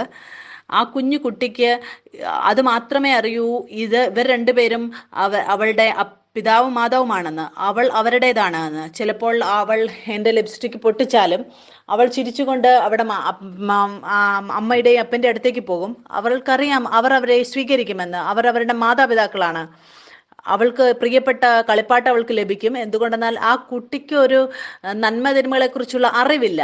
അവൾക്ക് ഇത് മാത്രമേ അറിയൂ, അവൾ ആരുടേതാണ് എന്ന്. ഇതാണ് നീതിയുടെ അർത്ഥം. ഈ സത്യത്തിൽ അധികമായി അടിസ്ഥാനപ്പെട്ടവരാവണം. നമ്മൾ അവൻ്റെ പുത്രന്മാരാണ് രക്തത്തിലൂടെ. അവൻ നമ്മളെ എല്ലാം ലഭിക്കുവാൻ വേണ്ടിയാണ് നമ്മളെ അപ്രാപ്തരാക്കിയിരിക്കുന്നത്. മുന്നോട്ട് 18-ാമത്തെ വാക്യത്തിൽ എഴുതിയിരിക്കുകയാണ്, അങ്ങനെ ഏക ലംഘനത്താൽ സകല മനുഷ്യർക്കും ആദമിലൂടെ ശിക്ഷാവിധി വന്നതുപോലെ ഏകനീതിയാൽ യേശുക്രിസ്തുവിലൂടെ സകല മനുഷ്യർക്കും ജീവകാരണമായ നീതീകരണവും വന്നു. ഇതിൻ്റെ അർത്ഥം, ഈ മേഖലയിൽ നിങ്ങൾ എന്തുകൊണ്ടാണ് വിജയാളിയാവുന്നത്? ഈ മേഖലയിൽ ഒരു രോഗം നിങ്ങൾ കാണാൻ സാധിക്കില്ല. എന്തുകൊണ്ടാണ്? യേശുക്രിസ്തുവിന്റെ പ്രവൃത്തിയിലൂടെ. മുന്നോട്ട് എഴുതിയിരിക്കുകയാണ്, ഏക മനുഷ്യന്റെ അനുസരണക്കേടിനാൽ അനേകർ പാപികളായി തീർന്നത് പോലെ ഏകന്റെ അനുസരണത്താൽ അനേകർ നീതിമാന്മാരായി തീരും. മുന്നോട്ട് എഴുതിയിരിക്കുകയാണ്, എന്നാൽ ലംഘനം പെരുകേണ്ടതിന് ന്യായപ്രമാണവും ഇടയിൽ ചേർന്ന് വന്നു, എങ്കിലും പാപം പെരുകിയെടുത്ത് കൃപ അത്യന്തം വർദ്ധിച്ചു. പാപത്താൽ വാണതുപോലെ കൃപയും നമ്മുടെ കർത്താവായ യേശുക്രിസ്തു മുഖാന്തരം നീതിയാൽ നിത്യജീവനായി വാഴേണ്ടതിന് തന്നെ. അതിൻ്റെ അർത്ഥം ഇതാണ്, പാപത്തിലൂടെ മരണം വന്നതുപോലെ ഇപ്പോൾ കൃപയിലൂടെ യേശുക്രിസ്തുവിലൂടെ നമ്മൾ നീതിമാന്മാരായി തീരുകയാണ്. നിങ്ങൾക്കറിയാമോ, ഞാൻ ഇവിടുന്ന് പുറത്തു പോയാൽ അവരോട് ദൈവത്തെക്കുറിച്ച് ചോദിച്ചാൽ എല്ലാ മനുഷ്യരുടെയും ചിന്തയിൽ ദൈവത്തെക്കുറിച്ചുള്ള ബന്ധമെന്ന് പറയുന്നത് ഒരു യജമാനനും ഒരു ദാസനുമായിട്ടുള്ള ബന്ധമായിരിക്കും. നമ്മളെപ്പോഴും ആരോടെങ്കിലും ചോദിച്ചാൽ അവർ ഇതായിരിക്കും പറയുന്നത്, ഞാൻ പാപിയല്ല, ഞാൻ എൻ്റെ ജീവിതത്തിൽ നല്ല കാര്യങ്ങൾ മാത്രമേ ചെയ്തിട്ടുള്ളൂ. ദൈവം ചിലപ്പോൾ പുറത്തെവിടെയോ വേറൊരു രൂപത്തിലാണ്. ആളുകൾ അവർ കർമ്മയിനെ കുറിച്ച് സംസാരിക്കും, നല്ല കാര്യങ്ങൾ അവർ ചെയ്തതിനെക്കുറിച്ചും തെറ്റ് കാര്യങ്ങൾ ചെയ്തതിനെക്കുറിച്ചും. പക്ഷെ ഞാനും നിങ്ങളും യേശുക്രിസ്തുവിൽ വന്നപ്പോൾ യേശുക്രിസ്തു എനിക്കും നിങ്ങൾക്കും വേണ്ടി ചെയ്തത്, ഇപ്പോൾ ഞാനും നിങ്ങളും ആ ദൈവത്തെ പിതാവെന്ന് വിളിക്കാൻ നമുക്ക് സാധിക്കുന്നു. യേശുക്രിസ്തു ഉയർത്തെഴുന്നേറ്റപ്പോൾ യേശുക്രിസ്തു പറഞ്ഞു, ഞാൻ പോകുന്നു എൻ്റെ ദൈവവും നിങ്ങളുടെ ദൈവവും എൻ്റെ പിതാവും നിങ്ങളുടെ പിതാവുമായവൻ്റെ അടുത്തിലേക്ക്. എല്ലാം ഇപ്പോൾ മാറിയിരിക്കുകയാണ്. ഇപ്പോൾ നമ്മൾ പിതൃത്വത്തിലാണ്. അതിൽ ദൈവം അത് വളരെ അകലെയായിരുന്നു, നമുക്ക് അവൻ്റെ അടുത്ത് പോകാൻ സാധിക്കുകയില്ലായിരുന്നു. പക്ഷെ ഒരു സമയത്ത് ആദമിനെ സൃഷ്ടിച്ചപ്പോൾ അവൻ ദൈവവുമായിട്ട് കൂട്ടായ്മ ആചരിച്ചു. യേശുക്രിസ്തു വന്നു എന്നെയും നിങ്ങളെയും വിടുവിക്കാൻ, തിരിച്ച ബന്ധത്തിലേക്ക് ഒന്നാക്കുവാൻ. സാത്താൻ ഈ ചിന്തകൾ ഇടാൻ ശ്രമിക്കും. ദൈവം പുറത്തെവിടെയോ ആണ്, നമ്മളിവിടെ ഈ ലോകത്തായിരിക്കുന്നു. യേശുക്രിസ്തു വന്നു, ആ സ്വർഗരാജ്യം തന്നോട് കൂടെ കൊണ്ടുവന്നു. അതുകൊണ്ട് ആളുകൾ അവനെ കല്ലെറിഞ്ഞു. എന്തുകൊണ്ടാണ്? അവൻ ദൈവത്തെ പിതാവെന്ന് പറഞ്ഞു. യേശുക്രിസ്തുവിൽ ഇപ്പോൾ ഞാനും നിങ്ങളും അവനോട് കൂടെ അവകാശികളായിരിക്കുകയാണ്. ആ ദിവസം ഇതായിരുന്നു. വിശ്വാസത്തിലൂടെ നമ്മളെല്ലാം യേശുക്രിസ്തു എനിക്കും നിങ്ങൾക്കും വേണ്ടി ചെയ്ത് നമ്മൾ സ്വീകരിച്ച ദിവസം. അതുകൊണ്ട് നിങ്ങൾ ഈ എല്ലാ സത്യത്തെയും നിങ്ങൾ ഗ്രഹിക്കുക. മുന്നോട്ട് നമുക്ക് വായിക്കാം. 2 കൊരിന്ത്യർ 5:21 വാക്യത്തിൽ എഴുതിയിരിക്കുകയാണ്, പാപം അറിയാത്തവനെ നാം അവനിൽ ദൈവത്തിന്റെ നീതിയാകേണ്ടതിന് അവൻ നമുക്ക് വേണ്ടി പാപമാക്കി. യേശുക്രിസ്തു പാപമായി തീർന്നു, ഞാനും നിങ്ങൾ നീതിമാന്മാരാകാൻ വേണ്ടി. നീതിയുടെ അർത്ഥം എന്താണ്? ദൈവത്തിന്റെ മുമ്പിൽ നീതിമാൻ, ദൈവത്തിന് മുമ്പിൽ ശരിയായ അവസ്ഥയിൽ. അതിന്റെ വേറൊരു അർത്ഥം ഇതാണ്, നമ്മൾ കുറ്റമില്ലാത്തവരായി തീരുവാനിടയായി. നമ്മൾ ചെയ്ത പ്രവൃത്തി കൊണ്ടല്ല, യേശുക്രിസ്തു എനിക്ക് നിങ്ങൾക്ക് വേണ്ടി ചെയ്തതിലൂടെ. ഗീതുവിന്റെ പപ്പ ചിലപ്പോൾ കുറ്റക്കാരനായി തീരേണ്ടതായിരുന്നു. പക്ഷെ നീതി എന്താണ്? യേശുക്രിസ്തു എനിക്കും നിങ്ങളെയും കുറ്റവിമുക്തരാക്കി. ചിലപ്പോൾ ആർക്കെങ്കിലും ക്യാൻസർ റിപ്പോർട്ട് വരികയും ഡോക്ടർ പറയും നിങ്ങൾക്ക് ഇന്ന കാരണങ്ങൾ കൊണ്ട് നിങ്ങൾക്ക് ക്യാൻസർ ആണെന്ന് പറയുകയാണ്. ചിലപ്പോൾ നിങ്ങളുടെ മാതാപിതാക്കൾക്ക് ഉണ്ടായിരുന്നത് കൊണ്ട് നിങ്ങൾക്കും ഉണ്ടാകും. ചിലപ്പോൾ നിങ്ങൾ കഴിച്ച ഭക്ഷണം കൊണ്ടോ അതുകൊണ്ടാണ് വന്നത് എന്നും, അല്ലെങ്കിൽ നിങ്ങൾ കൂടുതൽ സ്മോക്ക് ചെയ്തത് കൊണ്ടാകുന്നു എന്നും നിങ്ങളുടെ മുകളിൽ കുറ്റം വിധിക്കാൻ തുടങ്ങും. പിന്നെ എന്താണ്? ഒരു പുത്രം വന്ന് പ്രാർത്ഥിക്കുമ്പോൾ ആ ക്യാൻസർ റിപ്പോർട്ട് നോർമലായി തീരുകയാണ്. ഇപ്പോൾ ഡോക്ടർ ആ ക്യാൻസറിനെ തപ്പുകയാണ്, റിപ്പോർട്ട് ചെക്ക് ചെയ്യുകയാണ്. ആ ക്യാൻസർ എവിടെയാണ് പോയത്? എന്തുകൊണ്ടാണ്? പുത്രൻ ജീവനെ അവിടെ ഏറ്റുപറയുവാനിടയായി. അവൻ മരണത്തോട് പറഞ്ഞു, ഇവിടുന്ന് ഇറങ്ങിപ്പോകൂ, നിനക്കിവിടെ സ്ഥാനമില്ല എന്ന് പറഞ്ഞു. നമ്മൾ ജീവനിൽ വളർന്നുകൊണ്ടേയിരിക്കും, നമ്മൾ എത്രയധികം നീതി ബോധത്തിൽ ഉണരുന്നുവോ. നിങ്ങൾക്കറിയാമോ, നിങ്ങൾ എന്തെങ്കിലും കഴിക്കുന്നതിന് നിങ്ങളിലൂടെ കഴിക്കുകയും കുടിക്കുകയും ചെയ്യുന്ന നിങ്ങളിലൂടെ ജീവൻ നൽകും. അതല്ല നിങ്ങൾക്ക് ജീവൻ തരുന്നത്, നിങ്ങളാണ് അതിന് ജീവൻ കൊടുക്കുന്നത്. യേശുക്രിസ്തു റൊട്ടി കഴിക്കുമ്പോൾ റൊട്ടിയല്ല അവന് ജീവൻ കൊടുക്കുന്നത്. യേശുക്രിസ്തു റൊട്ടിയെ തൊടുമ്പോൾ എല്ലാ പോഷകങ്ങളും അതിന് ലഭിക്കുകയാണ് യേശുക്രിസ്തുവിലൂടെ. മുന്നിട്ട് നമുക്ക് വചനത്തിൽ നിന്ന് വായിക്കാം. 2 കൊരിന്ത്യർ അതിന്റെ 3-ാം അധ്യായം താഴെ 4-ാം വാക്യം മുതൽ നമുക്ക് വായിക്കാം. ഇവിടെ എഴുതിയിരിക്കുകയാണ്, ഈ വിധം ഉറപ്പ് ഞങ്ങൾക്ക് ദൈവത്തോട് ക്രിസ്തുവിനാലുണ്ട്. ഞങ്ങളിൽ നിന്ന് തന്നെ വരും പോലെ സ്വയമായി വല്ലതും സങ്കല്പിപ്പാൻ ഞങ്ങൾ പ്രാപ്തർ എന്നല്ല, ഞങ്ങളുടെ പ്രാപ്തി ദൈവത്തിന്റെ ദാനമത്രേ. അവൻ ഞങ്ങളെ പുതിയ നിയമത്തിന്റെ ശുശ്രൂഷകന്മാർ ആകുവാൻ പ്രാപ്തരാക്കി. അക്ഷരത്തിന്റെ ശുശ്രൂഷകന്മാരല്ല, ആത്മാവിന്റെ ശുശ്രൂഷകന്മാരത്രേ. മുന്നോട്ട് എഴുതിയിരിക്കുകയാണ്, അക്ഷരം കൊല്ലുന്നു, ആത്മാവോ ജീവിപ്പിക്കുന്നു. എന്താണ് ഇതിന്റെ അർത്ഥം? അക്ഷരം കൊല്ലുന്നു എന്നുള്ളതിന്റെ അക്ഷരം എന്താണ്? അത് ന്യായപ്രമാണത്തെയാണ് കാണിക്കുന്നത്. ഇവിടെ ചില കാര്യങ്ങൾ ഞാൻ പടം വരച്ചിട്ടുണ്ട്, ഇത് നിങ്ങൾക്ക് ഞാൻ മനസ്സിലാക്കി തരാം. ഇവിടെ നമുക്ക് കാണാൻ സാധിക്കും, ആദം പാപം ചെയ്തപ്പോൾ മരണം ഈ ലോകത്തിലേക്ക് വരുവാനിടയായി. ആദമും ആ കൃപയുടെ മേഖലയിലായിരുന്നു, അവന്റെ രക്തത്തിൽ പാപമുണ്ടായിരുന്നു, പക്ഷേ അതിന്റെ അറിവില്ലായിരുന്നു. എന്തുകൊണ്ടെന്നാൽ ന്യായപ്രമാണം അപ്പോൾ കൊടുത്തിട്ടില്ലായിരുന്നു. ആദം പാപിയായിരുന്നു, പക്ഷെ അങ്ങനെയുള്ളൊരു ന്യായപ്രമാണവും ഇല്ലായിരുന്നു അവനെ കാണിക്കാൻ വേണ്ടി നീ പാപിയാണ് എന്ന്. പിന്നെ ആദം മുതൽ മോശ വരെ ബൈബിളിൽ എഴുതിയിരിക്കുകയാണ്, മരണം വാഴുവാനിടയായി. പക്ഷെ പാപം എണ്ണപ്പെട്ടില്ല, ആ സമയത്ത് ന്യായപ്രമാണമില്ലായിരുന്നു. പിന്നെ മോശയിലൂടെ ദൈവം തൻ്റെ ജനത്തിന് ആ 10 കൽപ്പന കൊടുക്കുകയാണ്. അതിൽ എന്തായിരുന്നു ആ 10 കൽപ്പനയിൽ ഉണ്ടായിരുന്നത്? നീ വിഗ്രഹത്തെ പൂജിക്കരുത്, ഞാനല്ലാതെ അന്യ ദൈവം നിനക്കുണ്ടാകരുത്, അങ്ങനെയുള്ള മറ്റുള്ള കൽപ്പനകളായിരുന്നു. ഇന്നും നിങ്ങൾക്കറിയാമോ, ഇന്ന് രാവിലെ എനിക്കൊരു മെസ്സേജ് വന്നു, ആരോ എന്നോട് പറഞ്ഞു, നമുക്ക് ആരാധന നടത്താൻ സ്ഥലം തുറക്കാൻ വേണ്ടിയുള്ള പെർമിഷൻ നമുക്ക് കിട്ടിയിരിക്കുന്നുവെന്ന്. ഞാൻ എൻ്റെ മനസ്സിൽ ചിന്തിച്ചു, നമുക്കിതുവരെ പെർമിഷൻ ഇല്ലായിരുന്നോ? നമ്മൾ ഇത്ര നാളായിട്ട് നമ്മൾ ആരാധിച്ചു കൊണ്ടിരുന്നു, നമുക്ക് അറിയത്ത് പോലുമില്ലായിരുന്നു. അപ്പോൾ അവർ എനിക്ക് മെസ്സേജ് അയച്ചു, സന്തോഷിക്കൂ, സഭകൾ തുറന്നിരിക്കുന്നുവെന്ന്. ഞാനൊന്നും പറഞ്ഞില്ല, ഞാൻ മിണ്ടാതിരുന്നു. നിങ്ങൾ നോക്കുക, അങ്ങനെ ഒരു നിയമം കൊടുക്കുകയാണെങ്കിൽ നിങ്ങൾ ആരാധനിക്കാൻ പാടില്ല എന്ന്, നിങ്ങൾ ആരാധിക്കുകയാണ് പിന്നെയും ലഭിക്കുകയാണെങ്കിൽ എന്താണ് സംഭവിക്കുന്നത്? നിങ്ങൾ ആ നിയമം തെറ്റിക്കുകയാണ്. അപ്പോൾ ഒരു കുറ്റം നിങ്ങളുടെ ഹൃദയത്തിലേക്ക് വരികയാണ്, ഒരു ഭയം നിങ്ങളുടെ ഹൃദയത്തിലേക്ക് വരികയാണ്. എന്തുകൊണ്ടെന്നാൽ ഒരു നിയമമുണ്ട്, അങ്ങനെ ചെയ്യരുത് എന്ന്. നിങ്ങൾ അങ്ങനെ ചെയ്യുമ്പോൾ കുറ്റം വിധിക്കുന്ന ഹൃദയം നിങ്ങളുടെ ഉള്ളിൽ ഉത്ഭവിക്കുകയാണ്. അത് മരണത്തെയാണ് ഉത്ഭവിക്കുന്നത്. ഒരു കുറ്റം നിങ്ങളുടെ ഹൃദയത്തിലേക്ക് വരികയാണ്, നിങ്ങൾ ആ നിയമം തെറ്റിച്ചുവെന്ന്, ആ മരണത്തിന് വരാനുള്ള ഒരു വഴി ലഭിക്കുകയാണ് അവിടെ. മോശയുടെ സമയത്ത് ന്യായപ്രമാണം ദൈവത്തിലൂടെ നൽകപ്പെട്ടു. ഇസ്രായേലിയർക്ക് അറിയുകയില്ലായിരുന്നു ഒരു പാപം അവരുടെ ഉള്ളിലുണ്ട് എന്നുള്ളത് അവർക്ക് അറിയില്ലായിരുന്നു. ദൈവം പിന്നെ അവർക്ക് ന്യായപ്രമാണം കൊടുക്കുകയാണ്, കൽപ്പനകൾ കൊടുക്കുകയാണ്. അതിൻ്റെ പ്രവൃത്തി എന്തായിരുന്നു? ആ പാപത്തെ പ്രകടിപ്പിക്കാൻ മനുഷ്യരുടെ അകത്തുള്ളതിനെ. കഴിഞ്ഞ പ്രാവശ്യം ഞാൻ ഉദാഹരണം തന്നു, എങ്ങനെ നിങ്ങൾ ഒരു കാര്യം ക്ലീൻ ചെയ്യുമ്പോൾ നിങ്ങൾക്ക് കാണാൻ സാധിക്കുന്നു പൊടി അത് മുകളിലേക്ക് വരുന്നു. അതേ രീതിയിലാണ് ന്യായപ്രമാണം പോലും. മനുഷ്യൻ അറിയുക പാപമുണ്ട് എന്നും മനുഷ്യർക്ക് മനസ്സിലാക്കണം അവർക്കൊരു രക്ഷേൻ്റെ ആവശ്യമുണ്ട് എന്ന്. മോശയുടെ സമയത്തും ആർക്കും നീതിമാൻ ആകുവാൻ, ന്യായപ്രമാണം അനുസരിച്ച് നീതിമാനാകാൻ സാധിച്ചില്ല. അതുകൊണ്ട് പഴയ നിയമത്തിൽ കോലാട്ടുകൊറ്റന്മാരുടെ കുഞ്ഞാടുകളുടെയും ബലി അർപ്പിച്ച് രക്തം അർപ്പിക്കേണ്ട ആവശ്യമുണ്ടായിരുന്നു. ആളുകൾ ഒരു കുഞ്ഞാടിനെ ആയിട്ട് വരും, എന്നിട്ട് അതിൽ കൈവച്ചിട്ട് എല്ലാ പാപവും ആ കുഞ്ഞാട്ടിൽ ആയി പോവുകയാണ്. പിന്നെ ആളുകൾ ആ കുഞ്ഞാടിനെ നീതിയിലൂടെ പ്രാപിക്കുകയാണ്. പിന്നെ ഞാനും നിങ്ങളും വിടുവിക്കപ്പെടുകയാണ്. പിന്നെ ദൈവം അവരുടെ മുഴുവൻ വർഷത്തെ പാപം നോക്കാറില്ല. എങ്ങനെയാണ് ആളുകൾ ദൈവത്തിൽ നിന്നും നന്മ പ്രാപിച്ചത്? അത് രക്തത്തിലൂടെ ആയിരുന്നു. ഇപ്പോൾ ഞാനും നിങ്ങളും ഒരു കുഞ്ഞാടിൻ്റെയോ കുഞ്ഞാടിൻ്റെ രക്തത്തിലൂടെയല്ല. യേശു ക്രിസ്തു വന്നു, അവനെ ലോകത്തിന്റെ കുഞ്ഞാടെന്നാണ് പറഞ്ഞത്. യേശു ക്രിസ്തു മുഴുവൻ മാനവജാതിയുടെയും പാപത്തെ, നിങ്ങളുടെ വരാനുള്ള ഭാവിയുടെയും കഴിഞ്ഞതും എല്ലാ പാപങ്ങളെയും എടുത്തുകൊണ്ട് അവൻ ക്രൂശിൽ പോവുകയാണ്. ഇപ്പോൾ ഞാനും നിങ്ങളും എല്ലാം അവനിലൂടെ പ്രാപിക്കുന്നത് ആരുടെ രക്തത്തിലൂടെയാണ്? യേശു ക്രിസ്തുവിന്റെ രക്തത്തിലൂടെയാണ് നമ്മൾ പ്രാപിക്കുന്നത്. അതുകൊണ്ടാണ് വചനത്തിൽ എഴുതിയിരിക്കുന്നത്, യേശു ക്രിസ്തുവിന്റെ രക്തം നമ്മളെ എപ്പോഴും വിശുദ്ധീകരിച്ചു കൊണ്ടിരിക്കുകയാണ്. അതുകൊണ്ട് നിങ്ങൾ നന്ദി അർപ്പിക്കുക.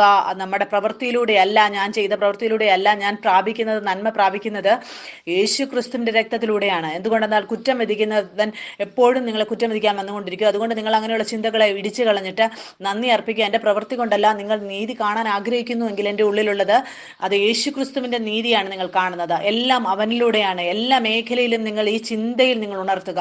ഇവിടെ നമുക്ക് ബോർഡിൽ കാണാൻ സാധിക്കും ആദം, പിന്നെ മോശ, അതിനുശേഷം കുരിശാണ്.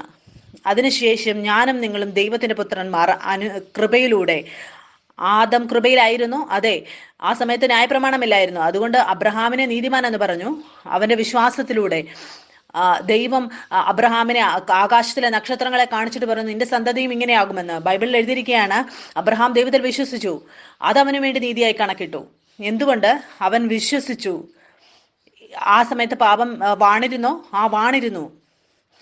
മരണമുണ്ടായിരുന്നു ആ സമയത്ത്, ആദമിന്റെ സമയത്ത് ഉണ്ടായിരുന്നു. നിങ്ങൾക്കറിയാമോ, ആദമിനെ ഉണ്ടാക്കിയപ്പോൾ എന്നേക്കും ജീവിക്കാനായിരുന്നു സൃഷ്ടിച്ചത്. അവൻ പാപം ചെയ്തപ്പോൾ പതിയെ പതിയെ മരിക്കുവാൻ തുടങ്ങി. നിങ്ങൾക്ക് നോക്കുകയാണെങ്കിൽ മോശയ്ക്ക് മുമ്പ്, ന്യായപ്രമാണത്തിന് മുമ്പ് ആളുകൾ ജീവിച്ചിരുന്നത് 700 വർഷം, 900 വർഷം, വളരെ നീണ്ട ഒരു കാലാവധിയായിരുന്നു. എന്തുകൊണ്ടെന്നാൽ പാപം ഉണ്ടായിരുന്നു, പക്ഷെ പാപം അത് എണ്ണപ്പെട്ടിരുന്നില്ല. ആദമിന്, അബ്രഹാമിന്. എന്തുകൊണ്ടെന്നാൽ ആ സമയത്ത് അവർ കൃപയിലായിരുന്നു. അപ്പോൾ ദൈവം ന്യായപ്രമാണം കൊണ്ടുവരികയാണ്. എന്താണ് ന്യായപ്രമാണം തെറ്റിക്കുമ്പോൾ ആളുകൾക്ക് സംഭവിക്കുന്നത്? ഇപ്പോൾ അത് പാപമായി എണ്ണപ്പെടുകയാണ്. ന്യായപ്രമാണം കൊടുത്തതിന് ശേഷം എന്താണ് സംഭവിച്ചത്? ആയുഷ്കാലം 120 ആവുകയാണ്. ഇന്ന് നിങ്ങൾ നോക്കുകയാണെങ്കിൽ നമ്മുടെ ചുറ്റും 80 വർഷം, 100 വർഷം ജീവിക്കുകയാണെങ്കിൽ അവരോട് നമ്മൾ പറയും, നിങ്ങൾ വളരെ നീണ്ട കാലാവധി ജീവിച്ചു എന്ന്. ഇതേ രീതിയിലാണ് അത് സംഭവിച്ചത്. ന്യായപ്രമാണത്തിലൂടെ എന്താണ് സംഭവിച്ചത്? മരണം വരുവാനിടയായി. അതിനോട് കൂടെ കുറ്റം വിധിക്കുന്ന ഹൃദയവും വന്നു. ആദമിന്റെ സമയത്ത് പാപം ഉണ്ടായിരുന്നു, പക്ഷേ അവർക്ക് കുറ്റം വിധിക്കുന്ന ഹൃദയമില്ലായിരുന്നു. അവർക്കൊരു നിയമമില്ലായിരുന്നു അവരോട് പറയാൻ വേണ്ടി, നിങ്ങൾ ന്യായപ്രമാണം തെറ്റിച്ചു എന്ന്. അതുകൊണ്ട് അവർ പാപത്തിന്റെയോ കുറ്റം വിധിക്കുന്ന ഹൃദയമോ അവർക്കില്ലായിരുന്നു. അവർക്ക് വേണ്ടി ഒരു നിയമവും ഇല്ലായിരുന്നു അവർക്ക് കാണിക്കാൻ വേണ്ടി അവർ പാപികളാണ് എന്ന്. മരണമുണ്ടായിരുന്നു, പക്ഷേ കുറ്റം വിധിക്കുന്നതൊന്നുമില്ലായിരുന്നു. അതുകൊണ്ട് അവരുടെ ആയുഷ്കാലവും നീണ്ടതായിരുന്നു. ന്യായപ്രമാണം വന്നതോടെ ഒരു കുറ്റം വിധിക്കുന്ന ഹൃദയം മനുഷ്യന്റെ ഉള്ളിൽ വരികയാണ്. അവന്റെ ആയുഷ്കാലം കുറഞ്ഞുകൊണ്ടിരുന്നു. കുറ്റം വിധിച്ചതിലൂടെ എന്താണ് സംഭവിച്ചത്? മരണത്തെ ഉത്ഭവിപ്പിച്ചു. പിന്നെ ക്രൂശിന്റെ സമയം വരികയാണ്. അതിൽ യേശു ക്രിസ്തു ക്രൂശിൽ പോയി. എഴുതിയിരിക്കുകയാണ്, എല്ലാ ന്യായപ്രമാണവും എനിക്കും നിങ്ങൾക്കും ഉണ്ടായിരുന്ന എല്ലാ കൈയെഴുത്തുകളെയും അവൻ ക്രൂശിൽ തറച്ചു, നീക്കിക്കളഞ്ഞു. അതിന്റെ അർത്ഥം എന്താണ്? യേശു ക്രിസ്തു എന്റെയും നിങ്ങളുടെയും കർമ്മ അതിനെ പൂർത്തീകരിച്ചു. അവനൊരു സിദ്ധനായ മനുഷ്യനെ പോലെ അവൻ സഞ്ചരിച്ചു, അവൻ അതിനുപോലെ ജീവിച്ചു, എനിക്കും നിങ്ങൾക്കും വേണ്ടി. യേശുക്രിസ്തു എൻ്റെയും നിങ്ങളുടെയും സ്ഥലം ഏറ്റെടുത്തു. എനിക്കും നിങ്ങൾക്കും യേശുക്രിസ്തുവിൻ്റെ സ്ഥാനം ലഭിക്കുവാൻ വേണ്ടി. ഞാനും നിങ്ങളും എവിടെയാണ് വാഴുന്നത്? ഞാനും നിങ്ങളും യേശുക്രിസ്തുവിൽ വിശ്വസിച്ചപ്പോൾ ഞാൻ യേശുക്രിസ്തുവിനോട് കൂടെ ആ മരണത്തിൽ വിശ്വസിച്ചു. ഞാൻ അവനോട് കൂടെ ക്രൂശിക്കപ്പെട്ടു, അടക്കപ്പെട്ടു. ഞാൻ അവനോട് കൂടെ പുനരുത്ഥാന ജീവിതത്തിലും ഭാഗിയായി. യേശുക്രിസ്തുവായ എല്ലാ പുത്രന്മാരെയും തിരിച്ച് ആ പുതിയ സൃഷ്ടിയുമായി ബന്ധപ്പെടുത്തുകയാണ്. ഞാനും നിങ്ങളും ഇപ്പോൾ ഒരു പുതിയ സൃഷ്ടിയാണ്. ഇപ്പോൾ ജീവന്റെ ന്യായപ്രമാണത്തിൽ ആയിരിക്കുന്നവർ, പാപത്തിൻ്റെയും മരണത്തിൻ്റെയും ന്യായപ്രമാണത്തിനല്ല. ഞാനും നിങ്ങളും നിഷ്കളങ്കരാണ് മുഴുവൻ ജീവിതത്തിനു വേണ്ടി. ആ സമൃദ്ധിയായ ജീവൻ എനിക്ക് നിങ്ങൾക്കും വേണ്ടിയുള്ളതാണ്. നിങ്ങൾക്ക് കാണാൻ സാധിക്കും, എല്ലാം ആദമിനു വേണ്ടി ഉണ്ടായിരുന്നത് അതിപ്പോൾ നിങ്ങൾക്ക് വേണ്ടി, ആ നിയമം നിങ്ങൾക്ക് വേണ്ടിയുള്ളതല്ല. പതിയെ പതിയെ അംശമായി നമ്മൾ രൂപാന്തരപ്പെട്ടുകൊണ്ടിരിക്കുകയാണ്. അതെങ്ങനെയാണ് സംഭവിക്കുന്നത്? നീതിബോധത്തിൽ നിലനിൽക്കുന്നതിലൂടെ ഓരോ ചെറിയ ചെറിയ കാര്യങ്ങളും. എത്രയധികം നിങ്ങളെ തന്നെ ഒരു പുതിയ സൃഷ്ടിയായി കാണുന്നുവോ, സ്വർഗത്തിൽ നിന്ന് ജനിച്ചവരായി കാണുന്നുവോ, നിങ്ങൾക്ക് ആ സമൃദ്ധിയായ ജീവൻ നിങ്ങളുടെ ജീവിതത്തിൽ അനുഭവിക്കുവാൻ സാധിക്കും. നിങ്ങളുടെ ശരീരത്തിന്റെ ഓരോ അംശങ്ങളും മരണത്തിലേക്ക് പോയിക്കൊണ്ടിരുന്നതിനെ നിങ്ങൾക്ക് ജീവനിലേക്ക് മാറുന്നത് നിങ്ങൾക്ക് കാണാൻ സാധിക്കും. ഇതെല്ലാം വന്നത് പാപത്തിലൂടെയാണ്, മരണം വന്നത്. സാത്താൻ ആഗ്രഹിക്കുന്നില്ല ആളുകൾ ഈ ചിന്തയിൽ ഉണരണമെന്ന്. യേശുക്രിസ്തുവിൽ അവർ ദൈവപിതാവിന്റെ നീതിയാണെന്നുള്ളത് അവൻ അറിയാൻ ആഗ്രഹിക്കുന്നില്ല. എല്ലാ സത്യങ്ങളും നമ്മൾ എത്തുന്നതിന് മുമ്പ് അവൻ അതിനെ തടസ്സപ്പെടുത്താൻ ആഗ്രഹിക്കുന്നു. അതിലൂടെ നമ്മൾ വിജയാളിയേക്കാൾ മുകളിലായി സഞ്ചരിക്കാൻ ഇടയായിത്തീരും. അവൻ ആഗ്രഹിക്കുന്നില്ല നമ്മൾ അങ്ങനെ ആകാൻ. അങ്ങനെ ഒരുപാട് കുറ്റം വിധിക്കാൻ വേണ്ടി, ആളുകളെ കുറ്റം വിധിക്കാൻ അങ്ങനെയുള്ള ഒരുപാട് കാര്യങ്ങൾ ഉത്ഭവിപ്പിക്കുന്നു. ആ കുറ്റം വിധിക്കുന്ന ഹൃദയം അത് മരണത്തെയാണ് ഉത്ഭവിപ്പിക്കുന്നത്. പിന്നെ നിങ്ങൾ ചിന്തിക്കുന്നു, ഇപ്പോഴും എൻ്റെ ജീവിതത്തിൽ മരണം എന്തുകൊണ്ടാണ് എന്ന്. എത്രയധികം നിങ്ങൾ കുറ്റം വിധിക്കുന്നു, അത്രയധികം മരണം വന്നുകൊണ്ടിരിക്കും. നീതി അതൊരു ദാനമാണ്, അത് ഗ്രഹിക്കേണ്ടതായിട്ടുള്ളൊരു കാര്യമാണ്. ഞാൻ ഒരുപാട് പ്രസംഗിച്ചാലും അത് നിങ്ങൾക്ക് വേണ്ടിയുള്ളതാണ്, നിങ്ങൾ ഗ്രഹിക്കുവാൻ വേണ്ടി. ആ കൃപയുടെ അത്യന്ത ധനം, ആ നീതിയുടെ ഫലം അവർക്ക് വാഴുവാൻ സാധിക്കും. അവർ മരണത്തിന് മുകളിലും വാഴും. എന്താണ് സംഭവിച്ചത്? ക്രൂശിന് ശേഷം ഞാനും നിങ്ങളും അവന്റെ പുത്രന്മാരായപ്പോൾ, ഞാനും നിങ്ങളിപ്പോൾ പാവികളല്ല, നമ്മളിപ്പോൾ അവന്റെ പ്രിയ പുത്രന്മാരാണ്. നമ്മളിപ്പോൾ ലോകത്തിൽ നിന്നുള്ളവരല്ല. നമ്മുടെ ജന്മം സ്വർഗത്തിൽ നിന്നാണ് നടന്നിരിക്കുന്നത്. ഞാനും നിങ്ങളിപ്പോൾ മരണത്തിലല്ല, ഞാനും നിങ്ങളും ഇപ്പോൾ ജീവനിലാണ്. ഇപ്പോൾ നമ്മുടെ പ്രവൃത്തികൾക്കനുസരിച്ചല്ല, വിശ്വാസത്തിലൂടെ നമ്മൾ നീതി പ്രാപിക്കുകയാണ്. ഒരു കുറ്റവും നിങ്ങളുടെ മുകളിൽ ഉണ്ടാവുകയില്ല. എല്ലാ കുറ്റങ്ങളും ക്രിസ്തുവിന്റെ ശരീരത്തിൽ ആയിരിക്കുകയാണ്. ബൈബിളിൽ എഴുതിയിരിക്കുകയാണ്, എത്ര ആളുകൾ യേശു ക്രിസ്തുവിലുണ്ടോ, ഇപ്പൊ ക്രിസ്തുവേശുവിലുള്ളവർക്ക് ഒരു ശിക്ഷാവിധിയും ഇല്ല എന്ന്. അതുകൊണ്ട് നമ്മുടെ ജീവിതത്തിന്റെ എല്ലാ മേഖലയിലും നമ്മുടെ മനസ്സിലും ഹൃദയത്തിലും കുറ്റം വിധിക്കാൻ അനുവദിക്കുകയില്ല. എനിക്ക് ഓർമ്മയുണ്ട്, ഞാനൊരു മൂവി ചെയ്യുകയായിരുന്നു. ആ മൂവിക്ക് വേണ്ടിയിട്ട് ഡ്രസ്സ് ഞാൻ സ്റ്റൈൽ ചെയ്തത്, ആ തുണി ഞാൻ അവർക്ക് വളരെയധികം ഡിസ്കൗണ്ടിൽ കൊടുക്കുവാനിടയായി. ഞാൻ അവർക്ക് ഡിസ്കൗണ്ട് കൊടുത്തു കഴിഞ്ഞപ്പോൾ എനിക്ക് വളരെ വിഷമം തോന്നി. ഞാൻ എന്താണ് ഈ ചെയ്തതെന്ന്. ഞാൻ അതിൻ്റെ പ്രൈസിൽ നിന്നും വളരെ കുറവായിട്ടാണ് അവർക്ക് കൊടുത്തത്. ആ ചിന്ത എൻ്റെ മനസ്സിൽ അത് ഇങ്ങനെ അലട്ടിക്കൊണ്ടിരുന്നു. എന്തുകൊണ്ടെന്നാൽ അത് പെട്ടെന്നെടുത്തൊരു തീരുമാനമായിരുന്നു. അടുത്ത ദിവസം എനിക്ക് ജോലിക്ക് വേണ്ടി പോകണമായിരുന്നു. ഇത് പെട്ടെന്നെടുത്തൊരു തീരുമാനമായിരുന്നു. അവർക്കറിയാമായിരുന്നു അവർക്ക് എത്ര വലിയൊരു ഡിസ്കൗണ്ടാണ് ലഭിച്ചത് എന്ന്. അതിനുശേഷം ഞാൻ വീട്ടിൽ വന്നു. ഞാൻ ചിന്തിക്കാൻ തുടങ്ങി, ഞാൻ അവർക്ക് മെസ്സേജ് അയക്കണോ, അവർക്ക് എഴുതി മെയിൽ അയക്കണോ എന്ന്. ഈ ചിന്തകൾ എൻ്റെ ഉള്ളിൽ വന്നുകൊണ്ടിരുന്നു. ഞാൻ പിന്നെ പറഞ്ഞു, ഒരു പുത്രനാണ് അവർക്ക് ഡിസ്കൗണ്ട് കൊടുത്തത്. ഒരു പുത്രന് മാത്രമേ ഇത്രയും വലിയൊരു ഡിസ്കൗണ്ട് കൊടുക്കാൻ സാധിക്കുകയുള്ളൂ. ആ ചിന്തയെ ഞാൻ അവിടെ വിട്ടുകളയുവാനിടയായി. ഒരു കുറ്റം എൻ്റെ ഉള്ളിലേക്ക് വരാൻ തുടങ്ങിയായിരുന്നു. നീ എന്താണ് ചെയ്തതെന്ന്. ഞാൻ പറഞ്ഞു, യേശുക്രിസ്തു എന്നിലുള്ളവൻ, അവനാണ് ആ ഡിസ്കൗണ്ട് കൊടുത്തത്, അവനാണത് പറഞ്ഞത്. അതിന് 2 ദിവസത്തിന് ശേഷം ആ ഷോ ഞാൻ ചെയ്തുകൊണ്ടിരുന്നത്. എന്തുകൊണ്ടത് എൻ്റെ ഷോ ഇപ്പോഴും അതൊരു TRPക്ക് വേണ്ടിയിട്ട് വളരെ ബുദ്ധിമുട്ടിക്കൊണ്ടിരിക്കുകയായിരുന്നു. അവർ എന്നോട് പറഞ്ഞു, അവർ തീരുമാനമെടുത്തു 10 എപ്പിസോഡും കൂടി ഈ സീസണിൻ്റെ അവർ ചെയ്യാൻ പോവുകയാണെന്ന്. പലപ്പോഴും അവർ ഷോ മുന്നോട്ട് കൊണ്ടുപോകാറുണ്ട്. അടുത്ത ഷോ അതിനുശേഷം വരാനുള്ളത് അവർ തയ്യാറല്ലെങ്കിലോ ഈ ഷോ മുന്നോട്ട് നീട്ടിക്കൊണ്ടു പോകാറുണ്ട്. ചിലപ്പോൾ നമ്മുടെ ശേഷമുള്ള ഷോ അത് ഡിലേ ആയതുകൊണ്ടോ എൻ്റെ ഷോയ്ക്ക് അത് വലിയൊരു നീണ്ട സമയം കിട്ടുകയാണ്. ഞാൻ കാൽക്കുലേറ്റ് ചെയ്ത് നോക്കി, അത്രയും പൈസ എനിക്ക് തിരിച്ചു ലഭിക്കുകയാണ് ഞാൻ അവർക്ക് ഡിസ്കൗണ്ട് കൊടുത്തത്. നിങ്ങൾക്ക് മനസ്സിലാകുന്നുണ്ടോ നിങ്ങളുടെ സ്വഭാവത്തിന്റെ അർത്ഥം എന്താണ്? സ്വഭാവത്തിന്റെ അർത്ഥം ഇതാണ്, നമുക്ക് അതിന്റെ പുറകെ ഓടേണ്ട ആവശ്യം വരുന്നില്ല. ഒരു സിംഹം ഒന്നും രാവിലെ എഴുന്നേറ്റ് ഇത് വിശ്വസിക്കുന്നില്ല ഞാൻ സിംഹമാണ് എന്ന്. വിശ്വസിച്ചാൽ മാത്രമേ സിംഹമാവുന്നില്ല. യേശു എന്നും ഇത് പറയാറില്ലായിരുന്നു, ഞാൻ പുത്രനാണ് പുത്രനാണ് പുത്രനാണെന്ന്. അവനൊരിക്കലും മറക്കില്ലായിരുന്നു. നമ്മൾ ഓർമ്മപ്പെടുത്തുകയാണ്, ഞാനും നിങ്ങളും ഉണരുകയാണ്. സ്വഭാവത്തിന്റെ അർത്ഥം ഇതാണ്, അത് നിങ്ങൾക്ക് വേണ്ടി പ്രവർത്തിച്ചു കൊണ്ടിരിക്കും. ഒരു കുറ്റം വിധിക്കുന്ന ഹൃദയം എൻ്റെ ഉള്ളിലേക്ക് വരാൻ ശ്രമിച്ചുകൊണ്ടിരുന്നു. ആ ചിന്ത വീണ്ടും വീണ്ടും സഞ്ചരിച്ചു കൊണ്ടിരുന്നു, നീ എന്താണ് ചെയ്തതെന്ന്. ഇത്രയും വലിയ ഡിസ്കൗണ്ട് ആരെങ്കിലും എങ്ങനെയാണ് ഇങ്ങനെ കൊടുക്കുന്നത്? പിന്നെ ആ ചിന്ത എനിക്ക് സമാധാനത്തെ ഉത്ഭവിപ്പിക്കുവാനിടയായി. ഒരു പുത്രൻ, അവനൊന്നും നഷ്ടമാവുകയില്ല. ആ സ്വഭാവം എൻ്റെ അകത്തുള്ളത്, അവനാണ് എനിക്ക് വേണ്ടി പ്രവർത്തിച്ചത്. ഞാൻ വളരെ അത്ഭുതപ്പെട്ടു പോയി. ഞാൻ വളരെ സന്തോഷിച്ചു. എത്ര വിശ്രമകരമായ സ്ഥലത്താണ് ഞാൻ ഉണർന്നത്. എൻ്റെ സ്വഭാവത്തിലേ ഇല്ല എന്തെങ്കിലും നഷ്ടപ്പെടുക എന്നുള്ളത്. ഇത് നിങ്ങളുടെ സ്വഭാവത്തിലുമില്ല എന്തെങ്കിലും നഷ്ടപ്പെടുക എന്നുള്ളത്. ഒരു വ്യത്യാസവുമില്ല. അവരുടെ പിതാവിനോട് എതിരായിട്ട് എത്രയധികം തെളിവുകൾ ഉണ്ടോ എന്ന് അവർ ജഡ്ജിന്റെ മുമ്പിലേക്ക് പോകുമ്പോൾ പറയുകയാണ്, ഇവൻ കുറ്റവിമുക്തനാണ് എന്ന്. എന്തുകൊണ്ടെന്നാൽ നഷ്ടപ്പെടുക എന്നുള്ളത് എൻ്റെ സ്വഭാവത്തിലില്ല. അതുകൊണ്ടാണ് ഞാൻ പറയുന്നത്, പുനരുദ്ധാന ജീവനാണ് നിങ്ങളുടെ സ്വഭാവത്തിലുള്ളത്. രോഗം നിങ്ങളുടെ ശരീരത്തിൽ കാണുമായിരിക്കാം, അത് നിങ്ങൾ കാണുക മാത്രമേ ചെയ്യുകയുള്ളൂ, അത് നിങ്ങളുടെ അകത്തില്ല. നിങ്ങൾ നിങ്ങളെ തന്നെ ഈ തിരിച്ചറിവിൽ കാണാതിരിക്കുക, ഞാൻ രോഗിയാണ് എന്ന്. സത്യം ഇതാണ്, ഞാൻ പുനരുദ്ധാന ജീവനാണ്. ഇതാണ് എൻ്റെ യഥാർത്ഥ തിരിച്ചറിവ്. അതുകൊണ്ട് നിങ്ങൾ സമാധാനമായിരിക്കുമ്പോൾ നിങ്ങൾക്ക് കാണാൻ സാധിക്കും, എല്ലാ ലക്ഷണങ്ങളും രോഗത്തിൻ്റെതായിട്ടുള്ളത് നിങ്ങളുടെ ശരീരത്തിൽ നിന്ന് പോകുന്നു കാണാൻ സാധിക്കും. നിങ്ങളുടെ സ്വഭാവത്തിൽ ജീവനുണ്ട്. ഒരു രോഗവും നിങ്ങളെ തൊടുകയില്ല. നിങ്ങൾക്കറിയാമോ, നിങ്ങൾ ചന്ദ്രനിൽ പോയാൽ എന്താണ് സംഭവിക്കുന്നത്? നിങ്ങൾക്ക് നടക്കാൻ സാധിക്കുമോ? ഇല്ല. ഞാനും നിങ്ങളും അവിടെ സാധാരണ രൂപത്തിൽ നടക്കുവാൻ നമുക്ക് സാധിക്കില്ല. നമ്മൾ അവിടെ പറക്കും. എന്തുകൊണ്ട്? നമുക്ക് വിശ്വസിക്കേണ്ട ആവശ്യമുണ്ടോ അവിടെ പറക്കുവാൻ വേണ്ടി? എന്തുകൊണ്ടാണ് അങ്ങനെ സംഭവിക്കുന്നത്? അവിടെ വേറൊരു നിയമമാണ് അവിടെ സഞ്ചരിക്കുന്നത്. ഈ ഭൂമിയുടെ ഗുരുത്വാകർഷണ ബലം അവിടെ പ്രവർത്തിക്കുന്നില്ല. ചന്ദ്രനിൽ ഗുരുത്വാകർഷണം കുറവാണ്. അതുകൊണ്ട് നിങ്ങൾക്ക് അവിടെ പറക്കുവാൻ സാധിക്കും. അതങ്ങനെ സംഭവിക്കും, അവിടെ വേറൊരു നിയമമായതുകൊണ്ട്. ഞാനും നിങ്ങളും ഇപ്പോൾ പാപത്തിന്റെയും മരണത്തിന്റെയും നിയമത്തിൽ നിന്ന് വെളിയിൽ വന്നിരിക്കുകയാണ്. ഞാനും നിങ്ങളും ഇപ്പോൾ ജീവന്റെ നിയമത്തിലാണ്.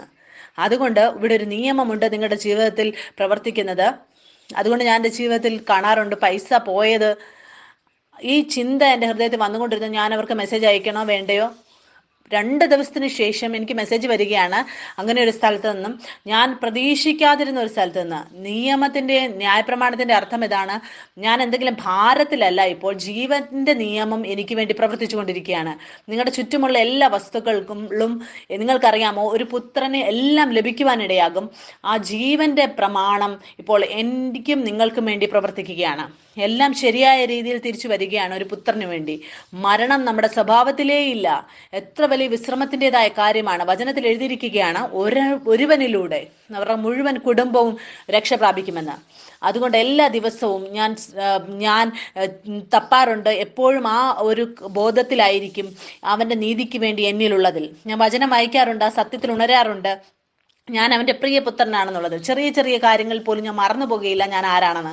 ഞാൻ അങ്ങനെ ചെയ്യുമ്പോൾ എനിക്ക് കാണാൻ സാധിക്കും, എല്ലാ അവകാശങ്ങളും എനിക്ക് വേണ്ടിയുള്ളത് അത് തന്നെത്താൻ എന്നിലേക്ക് വന്നു ചേർന്നുകൊണ്ടേയിരിക്കും. എനിക്ക് ആ മെസ്സേജ് ലഭിച്ചപ്പോൾ ഞാൻ എത്ര സന്തോഷിക്കുവാനിടയായി. ഞാൻ ചിരിച്ചുകൊണ്ട് പറഞ്ഞു, പോട്ടെ, ദാനം കൊടുത്തു. എനിക്കറിയാം, എനിക്ക് എൻ്റെ ജീവിതത്തിൽ ഒന്നിനും ഒരു കുറവും ഉണ്ടാകുകയില്ല. ഉള്ളവർക്ക് മാത്രമേ മറ്റുള്ളവർക്ക് കൊടുക്കുവാൻ സാധിക്കുകയുള്ളൂ. നിങ്ങൾ ചിന്തിച്ചു നോക്കുക, യേശു ക്രിസ്തുവിനോട് ആരെങ്കിലും ഡിസ്കൗണ്ട് ചോദിച്ചാൽ എങ്ങനെയായിരിക്കും ഡിസ്കൗണ്ട് കൊടുക്കുക? ഞാൻ ചിന്തിക്കാറുണ്ട് ഇങ്ങനെയുള്ള കാര്യങ്ങളെ.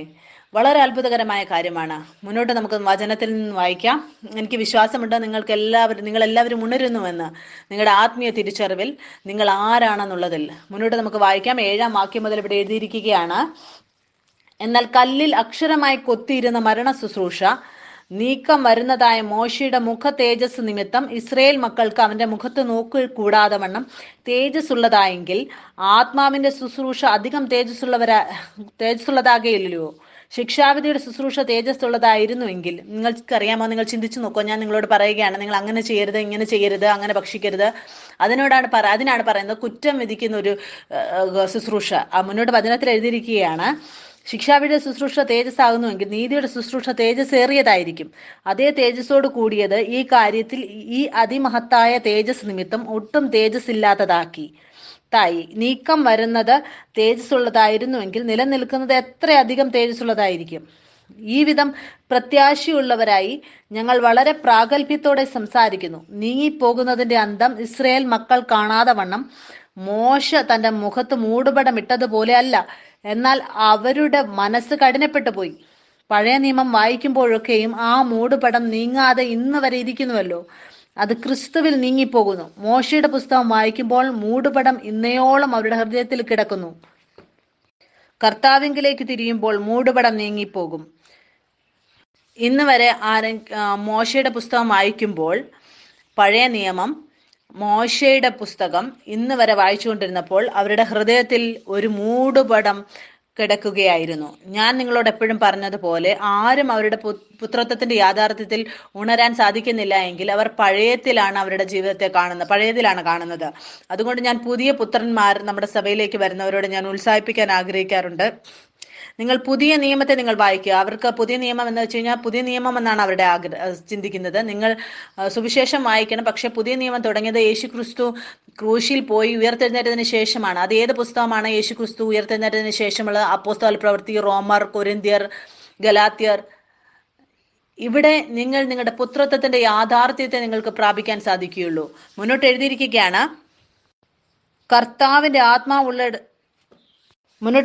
കർത്താവിലേക്ക് തിരിയുമ്പോൾ മൂടുപടം നീങ്ങിപ്പോകും. അപ്പോൾ നിങ്ങൾക്ക് ഈ പ്രസംഗം നിങ്ങൾക്ക് മനസ്സിലാക്കാൻ സാധിക്കും. ആ കൃപയുടെ സമൃദ്ധി, ആ നീതിയുടെ സമൃദ്ധി നിങ്ങൾക്ക് ഇപ്പോൾ പ്രാപിക്കാനായിട്ട്. നിങ്ങൾക്കറിയാമോ, എനിക്ക് എല്ലാ രോഗത്തോടും വെറുപ്പാണ്. പക്ഷെ എനിക്ക് അങ്ങനെയുള്ള സാക്ഷ്യം ഇഷ്ടമല്ല. നിങ്ങൾ പ്രാർത്ഥിച്ചു അവർക്ക് സൗഖ്യം ലഭിച്ചു എന്നുള്ളത്. എന്തുകൊണ്ടെന്നാൽ വീണ്ടും അവർക്ക് രോഗം വരാൻ സാധ്യതയുണ്ട്. അവർക്ക് അറിയുകയില്ല എങ്കിൽ അവർ പിതാവിന്റെ നീതിയാണെന്ന്. പുത്രന് വേണ്ടി എല്ലാ പുനരുദ്ധാന ജീവനും അത് അകത്തുനിന്നാണ് പുറത്തേക്ക് വരുന്നത്. നിങ്ങൾ ശ്രമിച്ചു നോക്കുക രോഗിയാകാൻ. നിങ്ങൾക്ക് രോഗിയാകാൻ സാധിക്കില്ല.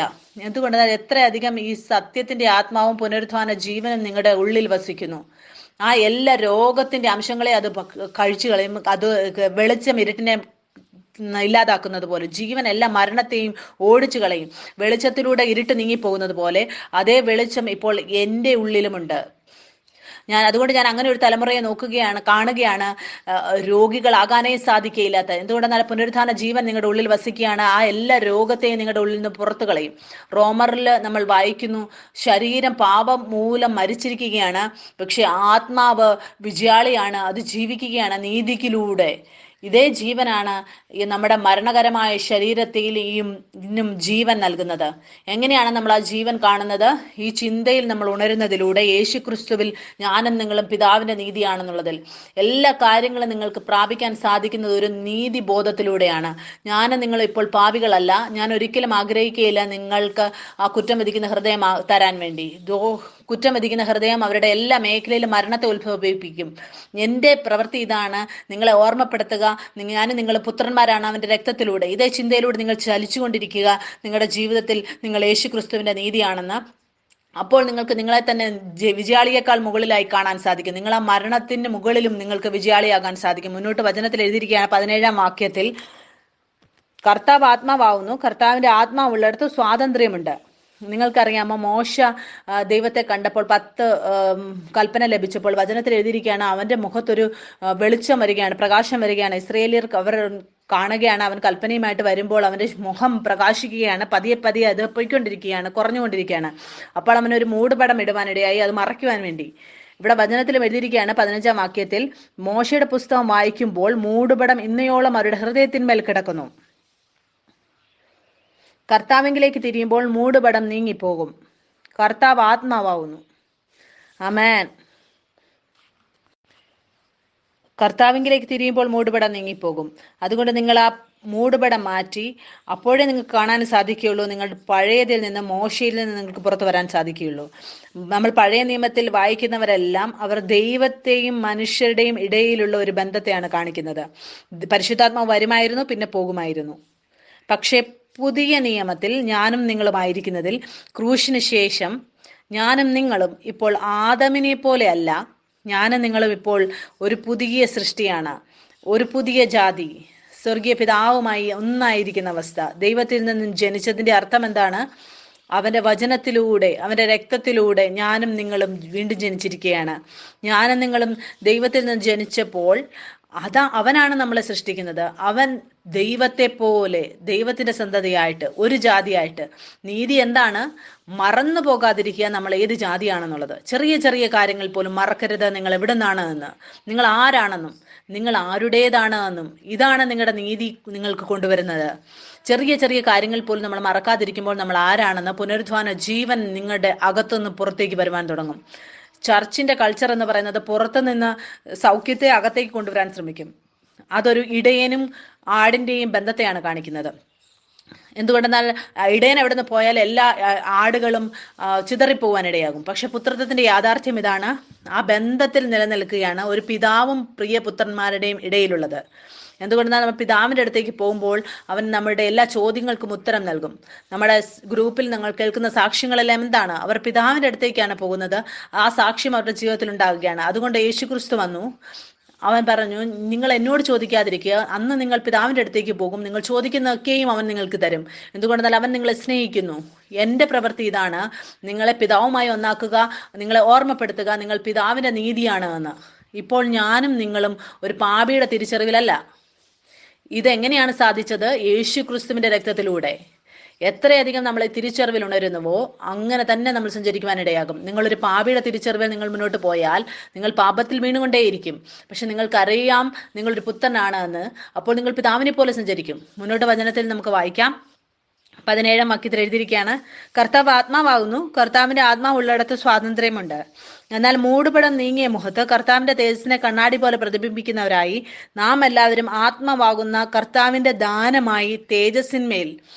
ഇവിടെ എങ്ങനെയാണ് നമ്മൾ കണ്ടത്? മോശ പഴയ നിയമത്തിൽ ഒരു മൂടുപടം ഉണ്ടായിരുന്നത് എന്ന് ഇവിടെ എഴുതിയിരിക്കുകയാണ്. നമ്മൾ അതിലല്ല എങ്കിൽ മൂടുപടം നീങ്ങിപ്പോയി. ആ കണ്ണാടി എന്താണ്? ഇവിടെ എഴുതിയിരിക്കുകയാണ്, കർത്താവിന്റെ തേജസ്സിനെ കണ്ണാടി പോലെ പ്രതിബിംബിക്കുന്നവരായി. അതേ രൂപത്തിൽ നമ്മൾ മാറുകയാണ്. തേജസ്സിനെ കണ്ണാടി പോലെ പ്രതിബിംബിക്കുന്ന നാം എല്ലാവരും ആത്മാവാകുന്ന കർത്താവിന്റെ ദാനമായി തേജസ്സിന്മേൽ തേജസ് പ്രാപിച്ചു അതേ പ്രതിമയായി രൂപാന്തരപ്പെടുന്നു. ഇവിടെ നമ്മൾ കണ്ടു, ആ മൂടുപടം മാറി. ഇപ്പോൾ നമ്മൾ കണ്ണാടിയിൽ കാണുകയാണ്.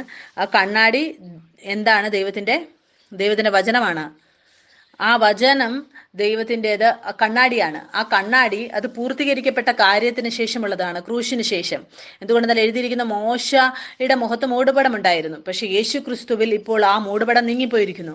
യേശു ക്രിസ്തു എവിടെയാണ് പ്രകടമായത്? ക്രൂശിന് ശേഷം, പുനരുദ്ധാനത്തിന് ശേഷം.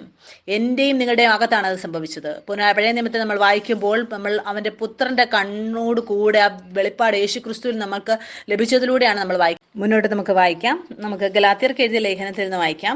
ഞാൻ ആഗ്രഹിക്കുന്നു നിങ്ങൾ ഗലാത്യർക്ക് എഴുതിയ ലേഖനം എടുക്കുക. നിങ്ങൾ എല്ലാവരും എന്നോട് കൂടെ ഏറ്റുപറയുക, ഞാൻ ഉണരുകയാണ് എൻ്റെ യഥാർത്ഥ തിരിച്ചറിവിൽ ഞാൻ ആരാണെന്നുള്ളതിൽ. നമുക്ക് ഗലാത്യർക്ക് എഴുതിയ ലേഖനം അതിൻ്റെ 2-ാം അധ്യായം നമുക്ക് വായിക്കാം. ഈ വചനം PDF ഇല്ല, നിങ്ങൾ നിങ്ങളുടെ ബൈബിളിൽ നിന്ന് എടുക്കാമെന്നാണത്. നിങ്ങൾക്ക് എന്നോടുകൂടെ വായിക്കാം. നമുക്ക് വായിക്കാം. ഗലാത്യർക്ക് എഴുതിയ ലേഖനം 2-ാം അധ്യായം 11-ാം വാക്യം മുതൽ നമുക്ക് വായിക്കാം. ഇവിടെ എഴുതിയിരിക്കുകയാണ്, എന്നാൽ കേഫാവ് അന്ത്യോക്യയിൽ വന്നാറെ അവനിൽ കുറ്റം കാണുകയാൽ ഞാൻ അഭിമുഖമായി അവനോട് എതിർത്ത് നിന്നു. യാക്കോബിന്റെ അടുക്കൽ നിന്ന് ചിലർ വരും മുമ്പേ അവൻ ജാതികളിലോട് കൂടെ തിന്നു പോന്നു. അവർ വന്നപ്പോഴോ അവൻ പരിച്ഛേദനക്കാരെ ഭയപ്പെട്ട് പിൻവാങ്ങി പിരിഞ്ഞു നിന്നു. ശേഷം യഹൂദന്മാരും അവനോട് കൂടെ കപടം കാണിച്ചതുകൊണ്ട് ബർന്നബാസും അവരുടെ കപടത്താൽ തെറ്റിപ്പോവാൻ ഇടവന്നു. അവർ സുവിശേഷത്തിന്റെ സത്യം അനുസരിച്ച് ചൊവ്വായി നടക്കുന്നില്ല എന്ന് കണ്ടിട്ട് ഞാൻ എല്ലാവരും കേൾക്കെ കേഫാവിനോട് പറഞ്ഞത്, യഹൂദനായി നീ യഹൂദ മര്യാദ പ്രകാരമല്ല ജാതികളുടെ മര്യാദ പ്രകാരം ജീവിക്കുന്നുവെങ്കിൽ നീ ജാതികളെ യഹൂദ മര്യാദ അനുസരിപ്പാൻ നിർബന്ധിക്കുന്നതെന്ത്? മുന്നോട്ട് എഴുതിയിരിക്കുകയാണ്, നാം സ്വഭാവത്താൽ ജാതികളിൽ നിന്നുള്ള പാപികളല്ല, യഹൂദന്മാരത്രേ. എന്നാൽ യേശുക്രിസ്തുവിലുള്ള വിശ്വാസത്താലല്ലാതെ ന്യായപ്രമാണത്തിന്റെ പ്രവൃത്തികളാൽ മനുഷ്യൻ നീതീകരിക്കപ്പെടുന്നില്ല എന്ന് അറിഞ്ഞിരിക്കൊണ്ട് നാമം ന്യായപ്രമാണത്തിന്റെ പ്രവൃത്തികളാലല്ല ക്രിസ്തുവിലുള്ള വിശ്വാസത്താൽ തന്നെ നീതീകരിക്കപ്പെടേണ്ടതിന് ക്രിസ്തുവേശുവിൽ വിശ്വസിച്ചു. ന്യായപ്രമാണത്തിന്റെ പ്രവൃത്തികളാൽ ഒരു ജഡവും നീതീകരിക്കപ്പെടുകയില്ലല്ലോ. എന്നാൽ ക്രിസ്തുവിൽ നീതീകരണം അന്വേഷിക്കുകയിൽ നാമും പാപികളെന്ന് വരുന്നുവെങ്കിൽ ക്രിസ്തു പാപത്തിന്റെ ശുശ്രൂഷക്കാരനെന്നോ ഒരു നാളുമല്ല. ഞാൻ പൊളിച്ചത് വീണ്ടും പണിതാൽ ഞാൻ ലംഘനക്കാരൻ എന്ന് എന്നെ തന്നെ തെളിയിക്കുന്നു. ഞാൻ ദൈവത്തിനായി ജീവിക്കേണ്ടതിന് ന്യായപ്രമാണത്താൽ ന്യായപ്രമാണ സംബന്ധമായി മരിച്ചു. ഞാൻ ക്രിസ്തുവിനോടുകൂടെ ക്രൂശിക്കപ്പെട്ടിരിക്കുന്നു. ഇനി ജീവിക്കുന്നത് ഞാനല്ല, ക്രിസ്തു അത്രേ എന്നിൽ ജീവിക്കുന്നു. ഇപ്പോൾ ഞാൻ ജഡത്തിൽ ജീവിക്കുന്നതോ എന്നെ സ്നേഹിച്ച് എനിക്ക് വേണ്ടി തന്നെത്താൻ ഏൽപ്പിച്ചു കൊടുത്ത ദൈവപുത്രങ്കിലുള്ള വിശ്വാസത്താൽ അത്രേ ജീവിക്കുന്നത്. ഞാൻ ദൈവത്തിന്റെ കൃപ വൃഥാവാക്കുന്നില്ല. ന്യായപ്രമാണത്താൽ നീതി വരുന്നുവെങ്കിൽ എന്ന് വെച്ചാൽ നമ്മുടെ പ്രവൃത്തിയിലൂടെ, നമ്മുടെ കർമ്മത്തിലൂടെയാണോ നീതി വരുന്നത് എങ്കിൽ ക്രിസ്തു മരിച്ചത് വെറുതെയല്ലോ. യേശു ക്രിസ്തു നമ്മളെ കർമ്മത്തിന്റെ ചക്രത്തിൽ നിന്ന് വെളിയിൽ കൊണ്ടുവരാനാണ് വന്നത്. എന്തുകൊണ്ടെന്നാൽ നമ്മുടെ തിരിച്ചറിവ് നമ്മുടെ പ്രവൃത്തിയിലൂടെയല്ല, നമ്മൾ നല്ലതും ചീത്തയുമായ പ്രവൃത്തി ചെയ്യുന്നതിലൂടെ. അതെന്തിലാണ്? യേശു ക്രിസ്തു ചെയ്ത പ്രവൃത്തിയിലാണ് അധിഷ്ഠിതം. ഞാൻ നിങ്ങൾക്ക് വേണ്ടി മുഴുവൻ പൂർണ്ണനായി നടന്നു എന്ന് പറയുന്നു. ഇത് പലപ്പോഴും നമ്മുടെ ജീവിതത്തിൽ, നമ്മുടെ കുടുംബത്തിലും സംഭവിക്കാറുണ്ട്. ഞാനൊരു പുത്രനോട് എപ്പോഴും പറയാറുണ്ട്, നമ്മുടെ കുടുംബത്തിൽ എപ്പോഴും നിങ്ങൾ ഉറച്ചു നിൽക്കണം. പലപ്പോഴും കുടുംബത്തിന്റെ പ്രഷർ മൂലം പത്രോസിന് അറിയാമായിരുന്നു യഹൂദൻ ഒരു വിശുദ്ധ വംശമാണ്, അവരെ തിരഞ്ഞെടുക്കപ്പെട്ടവരാണെന്നും. ആ സമയത്ത് എന്താണ് സംഭവിച്ചത്? യഹൂദരും രക്ഷിക്കപ്പെട്ടവരുണ്ടായിരുന്നു, അന്യജാതിയിൽ നിന്നുള്ളവരും ആ സഭയിലുണ്ടായിരുന്നു. ഇവിടെ പത്രോസ് പക്ഷപാതിയായിട്ട് കാണുകയാണ്. അവിടെ യഹൂദർ അവരോട് പക്ഷപാതിയായിട്ടും അന്യജാതികളുടെ മുകളിൽ അവർ കുറ്റം വിധിക്കുകയാണ്. അപ്പോൾ പൗലോസ് വന്നിട്ട് പറയുകയാണ്, ഇത് തെറ്റാണ്, നിങ്ങൾക്കറിയുകയില്ലേ നമ്മുടെ പ്രവൃത്തി കൊണ്ടല്ല നമ്മൾ നീതീകരിക്കപ്പെടുന്നതെന്ന്. നിങ്ങൾ യേശുക്രിസ്തുവിലുള്ള വിശ്വാസത്താലാണ് നിങ്ങൾ നീതീകരിക്കപ്പെടുന്നത്. നിങ്ങൾക്ക് എന്ത് തോന്നുന്നു പത്രോസ് എന്തിനാണ് അങ്ങനെ ചെയ്തത്? അവന്റെ മുകളിലുള്ള പ്രഷർ മൂലമാണോ? ആളുകൾ എന്ത് പറയുമെന്ന് വിചാരിച്ചാണ് അവൻ ചെയ്തത്? അതുകൊണ്ട് ഞാൻ നിങ്ങളെ ഉത്സാഹിപ്പിക്കാൻ ആഗ്രഹിക്കുകയാണ്. എന്തെല്ലാം പ്രഷർ വന്നാലും ഒരു പുത്രൻ എപ്പോഴും സത്യത്തിൽ നിലനിൽക്കും. നിങ്ങൾ ആഗ്രഹിക്കുകയാണ് മറ്റുള്ളവരും ആ സത്യത്തിലേക്ക് വരണമെന്ന്. അപ്പോൾ നിങ്ങൾ ആ സത്യത്തിൽ നിലനിൽക്കേണ്ടത് ആവശ്യമാണ്. പലപ്പോഴും അങ്ങനെ ചെയ്യുന്നതിലൂടെ അനേകം ആളുകൾ, ശരീരത്തിലുള്ളവർ, അവർ ആത്മീയ കാര്യങ്ങൾ അവർക്ക് മനസ്സിലാക്കാൻ സാധിക്കുന്നില്ല, അവർക്ക് മുറിവ് ഉണ്ടാവുകയാണ്. എന്റെയും നിങ്ങളുടെയും കടമയാണ് എപ്പോഴും സത്യത്തിൽ നിലനിൽക്കുക എന്നുള്ളത്. ആർക്കെങ്കിലും മുറിവുണ്ടാവുന്നു എന്നുള്ളതല്ല, ഇത് സത്യത്തെക്കുറിച്ചുള്ളതാണ്. നിങ്ങൾക്കറിയാമോ, സത്യം അത് നിങ്ങളുടെ സ്വഭാവത്തിലുള്ളതാണ് എന്ന്. സത്യത്തിന് പുറത്ത് ഉള്ളതെല്ലാം അത് നിങ്ങളുടെ സ്വഭാവത്തിലുള്ളതല്ല. നിങ്ങൾ ചിന്തിച്ചു നോക്കുക, യേശു ക്രിസ്തു 2 മനസ്സോടുകൂടെ സഞ്ചരിച്ചതായിട്ട്. അങ്ങനെ ഒരിക്കലും സംഭവിക്കുകയില്ല. എന്തുകൊണ്ടെന്നാൽ അവനറിയാം അവൻ സ്വയം സത്യമാണെന്ന്. യേശു ക്രിസ്തു ചിന്തിക്കുന്നതും യേശു ക്രിസ്തു പറയുന്നതും പ്രവർത്തിക്കുന്നതും എല്ലാം ഒന്നാണ്. അതുകൊണ്ട് എനിക്ക് നിങ്ങൾക്കും അറിയാമെങ്കിൽ ഇത് സത്യമാണ് എന്ന്. നമ്മൾ ആ സത്യത്തിൽ എപ്പോഴും നിലനിൽക്കും. എന്തുകൊണ്ടെന്നാൽ സത്യത്തിന്റെ ഇടയിലുള്ള വ്യാജത്തിനും രണ്ടിനും ഒരു തുലനവുമില്ല. അതുകൊണ്ട് സത്യത്തിലല്ലാതെ സഞ്ചരിക്കുന്നുവെങ്കിൽ ഞാൻ അവിടെ നിന്നിട്ട് അവരോട് സത്യം പറയും. ആളുകൾക്ക് ചിലപ്പോൾ അത് ഇഷ്ടപ്പെട്ടെന്ന് വരികയില്ല, പക്ഷെ ആ സത്യത്തിന് ശക്തിയുണ്ട്. മുന്നോട്ട് നമുക്ക് വായിക്കാം. ഇതിന്റെ 3-ാം അധ്യായത്തിൽ നിന്ന് ഇവിടെ എഴുതിയിരിക്കുകയാണ്, ഹാ ബുദ്ധിയില്ലാത്ത ഗലാത്യരേ, യേശു ക്രിസ്തു ക്രൂശിക്കപ്പെട്ടവനായ നിങ്ങളുടെ കണ്ണിന് മുമ്പിൽ വരച്ചു കാട്ടിയിരിക്കെ നിങ്ങൾ ക്ഷുദ്രം ചെയ്ത് മയക്കിയതാർ. ഞാൻ ഇതൊന്നു മാത്രം നിങ്ങളോട് ഗ്രഹിപ്പാൻ ഇച്ഛിക്കുന്നു, നിങ്ങൾക്ക് ആത്മാവ് ലഭിച്ചത് ന്യായപ്രമാണത്തിന്റെ പ്രവൃത്തിയാലോ വിശ്വാസത്തിന്റെ പ്രസംഗം കേട്ടതിനാലോ നിങ്ങൾ എത്ര ബുദ്ധി കെട്ടവരോ. ആത്മാവ് കൊണ്ട് ആരംഭിച്ചിട്ട് ജഡം കൊണ്ടോ സമാപിക്കുന്നത്? ഇതിന്റെ അർത്ഥം എന്താണ്? എന്റെയും നിങ്ങളുടെയും വീണ്ടെടുപ്പ് എങ്ങനെയാണ് സംഭവിച്ചത്? അത് നമ്മുടെ പ്രവൃത്തിയിലൂടെയാണോ? എന്തെങ്കിലും നല്ലതും ചീത്തയുമായ പ്രവൃത്തി നമ്മൾ ചെയ്തതിലൂടെയാണോ? അല്ല, അത് കൃപയിലൂടെയാണ് സംഭവിച്ചത്. യേശു ക്രിസ്തു എനിക്കും നിങ്ങൾക്കും വേണ്ടി ചെയ്തതിലൂടെ. നമ്മൾ സഭയിൽ അംഗമായിരിക്കുമ്പോൾ നമുക്ക് തോന്നുകയാണ് നമുക്ക് ഇനി എന്തെങ്കിലും പ്രവൃത്തി ചെയ്തത് പ്രാപിക്കണമെന്ന്. ദൈവമേ, ഞാൻ എല്ലാ ഞായറാഴ്ചയും ചർച്ചിൽ പോകാറുണ്ട്, ഇന്ന കാര്യങ്ങൾ ഞാൻ ചെയ്യാറുണ്ട്, ഈ നല്ല കാര്യങ്ങളിൽ ഇനി എനിക്ക് ലഭിക്കേണ്ടത് ആവശ്യമല്ലേ? ഞാൻ നിങ്ങളുടെ മുമ്പിൽ എത്ര വിശ്വസ്തനായിട്ടാണ് നടക്കുന്നത്. അതുകൊണ്ട് നിങ്ങൾ വന്നത് വിശ്വാസത്തിലൂടെ, യേശുക്രിസ്തുവിലുള്ള വിശ്വാസത്തിലൂടെ ആയിരിക്കാം വന്നത്. പക്ഷെ വീണ്ടും നിങ്ങൾ പ്രവൃത്തിയിലൂടെ അത് പ്രാപിക്കാൻ ശ്രമിക്കുകയാണ്. എന്തുകൊണ്ടെന്നാൽ വചനത്തിൽ എഴുതിയിരിക്കുകയാണ്, ഇത്ര ബുദ്ധികെട്ടവർ ആത്മാവ് കൊണ്ട് ആരംഭിച്ചിട്ട് ഇപ്പോൾ ജഡം കൊണ്ടോ സമാപിക്കുന്നത്? ഇത്രയെല്ലാം വെറുതെ അനുഭവിച്ചുവോ? വെറുതെ എത്ര എന്ന് വരികിൽ, എന്നാൽ നിങ്ങൾക്ക് ആത്മാവിനെ നൽകി നിങ്ങളുടെ ഇടയിൽ വീര്യപ്രവർത്തികൾ ചെയ്യുന്നവൻ ന്യായപ്രമാണത്തിന്റെ പ്രവൃത്തിയാലോ വിശ്വാസത്തിന്റെ പ്രസംഗത്താലോ അങ്ങനെ ചെയ്യുന്നത്. ഇന്ന് എനിക്കും നിങ്ങൾക്കും വേണ്ടിയുള്ള വിശ്വാസം എന്താണ്? നമ്മൾ മറന്നു പോകരുത്, നമ്മുടെ വിശ്വാസത്തിന്റെ പ്രവൃത്തി ഇതാണ്. നമ്മൾ മറന്നു പോകരുത്, നമ്മൾ അവന്റെ രക്തത്തിലൂടെയുള്ള സന്തതികളാണ് എന്ന്. സഭയെ ഈ സമയത്ത് ഈ സത്യത്തിൽ ഉണരുകയാണ്. ഇത് വളരെ മഹത്വപൂർണമായ കാര്യമാണ്. ഞാൻ ആഗ്രഹിക്കുന്നു ഇത് കേൾക്കുന്നവരെല്ലാം വളരെ ശ്രദ്ധയോടെ കേൾക്കണം. എന്തുകൊണ്ടെന്നാൽ വളരെയധികം വെളിപ്പാടുകൾ പരിശുദ്ധാത്മാവ് നിങ്ങൾക്ക് തരാൻ ആഗ്രഹിക്കുന്നു. അതുകൊണ്ട് മുന്നോട്ട് നമുക്ക് വായിക്കാം. എന്നാൽ നിങ്ങൾക്ക് ആത്മാവിനെ നൽകി നിങ്ങളുടെ ഇടയിൽ വീര്യപ്രവർത്തികൾ ചെയ്യുന്നവൻ ന്യായപ്രമാണത്തിന്റെ പ്രവൃത്തിയാലോ വിശ്വാസത്തിന്റെ പ്രസംഗത്താലോ അങ്ങനെ ചെയ്യുന്നത്. അബ്രഹാം ദൈവത്തിൽ വിശ്വസിച്ചു, അതവനെ നീതിയായി കണക്കിട്ടു എന്നുണ്ടല്ലോ. അതുകൊണ്ട് വിശ്വാസികൾ അത്ര അബ്രഹാമിന്റെ മക്കളെന്ന് അറിവീൻ. അതിന്റെ അർത്ഥം ഇതാണ്, ഇപ്പോൾ തലമുറകളിൽ നിന്നുള്ളതല്ല, ഇപ്പോൾ നമ്മൾ വിശ്വസിച്ചു, ആ വിശ്വാസത്തിലൂടെ നമ്മൾ അവന്റെ മക്കളായി തീരുകയാണ്. മുന്നോട്ട് നമുക്ക് വചനത്തിൽ നിന്ന് വായിക്കാം. എഴുതിയിരിക്കുകയാണ്, എന്നാൽ ദൈവം വിശ്വാസം മൂലം ജാതികളെ നീതീകരിക്കുന്നു എന്ന് തിരുവെഴുത്ത് മുൻകണ്ടിട്ട് നിന്നിൽ സകല ജാതികളും അനുഗ്രഹിക്കപ്പെടുമെന്നുള്ള സുവിശേഷം അബ്രഹാമിനോട് മുൻകൂട്ടി അറിയിച്ചു. അങ്ങനെ വിശ്വാസികൾ വിശ്വാസിയായ അബ്രഹാമിനോടുകൂടെ അനുഗ്രഹിക്കപ്പെടുന്നു. എന്നാൽ ന്യായപ്രമാണത്തിന്റെ പ്രവൃത്തിയിൽ ആശ്രയിക്കുന്ന ഏവരും ശാപത്തിന് കീഴാകുന്നു. ന്യായപ്രമാണ പുസ്തകത്തിൽ എഴുതിയിരിക്കുന്ന ഒക്കെയും ചെയ്യുവാൻ തക്കവണ്ണം അതിൽ നിലനിൽക്കാത്തവനെല്ലാം ശപിക്കപ്പെട്ടവനെന്ന് എഴുതിയിരിക്കുന്നുവല്ലോ. മുന്നോട്ട് 11-ാം വാക്യത്തിൽ എഴുതിയിരിക്കുകയാണ്, എന്നാൽ ന്യായപ്രമാണത്താൽ ആരും ദൈവസന്നിധിയിൽ നീതീകരിക്കപ്പെടുന്നില്ല എന്നത് സ്പഷ്ടം. നീതിമാൻ വിശ്വാസത്താൽ ജീവിക്കും എന്നല്ലോ ഉള്ളത്. എന്തുകൊണ്ടെന്നാൽ നിങ്ങൾ നിങ്ങളുടെ ജീവിതം ഇങ്ങനെയാണ് മുന്നോട്ട് ചെയ്യുന്ന പ്രവൃത്തിയിലൂടെയാണ് മുന്നോട്ട് കൊണ്ടുപോകുന്നതെങ്കിൽ, അതുകൊണ്ട് എത്രയധികം ആളുകൾ ന്യായപ്രമാണത്തിൽ ആശ്രയിക്കുന്നു അവരെല്ലാം ശാപത്തിന് കീഴിലാണ്. ഞാൻ എൻ്റെ ജീവിതത്തിൽ ഈ സത്യത്തിൽ എപ്പോഴും നിലനിൽക്കുന്നു. എല്ലാ നന്മകളും നല്ലതായിട്ടുള്ള കാര്യങ്ങളും എല്ലാ വാഗ്ദത്തങ്ങളും എൻ്റെ ജീവിതത്തിൽ ആമേനിൽ ലഭിക്കുന്നത് എന്തുകൊണ്ടാണ്? ഞാൻ ബിലവഡ് സഭയെ നയിക്കുന്നത് കൊണ്ടോ അല്ലെങ്കിൽ 200 പേരോട് സുവിശേഷം പറയുന്നത് കൊണ്ടോ അല്ല. എല്ലാ നന്മകളും ഞാൻ പിതാവിൽ നിന്ന് പ്രാപിക്കുന്നത് അവൻ എന്നെ വളരെയധികം സ്നേഹിക്കുന്നത് കൊണ്ടാണ്. എന്തുകൊണ്ടെന്നാൽ ഞാൻ അവൻ്റെ പ്രിയ പുത്രനാണ്. നിങ്ങൾക്ക് മനസ്സിലാകുന്നു എന്ന് കരുതുന്നു. ഞാനും നിങ്ങളിപ്പോൾ ആ കർമ്മത്തിന്റെ ചക്രത്തിലല്ല. നിങ്ങൾ ചിന്തിച്ചു നോക്കുക, നിങ്ങൾ നിങ്ങളുടെ പിതാവുമായിട്ടുള്ള ബന്ധത്തിൽ, ഒരു പ്രവൃത്തിയിലൂടെ ബന്ധത്തിലാണെങ്കിൽ നിങ്ങളുടെ ലോകത്തിലുള്ള പിതാവ് പറയാണ്, ഞാൻ ഇതെല്ലാം നിനക്ക് തരാം, ഇന്ന കാര്യങ്ങൾ ചെയ്താലെന്ന്. എത്ര മാതാപിതാക്കളുണ്ട് അവരുടെ മക്കളോട് അവരുടെ പ്രവൃത്തിയിൽ കൊണ്ട് സ്നേഹിക്കുന്നവർ?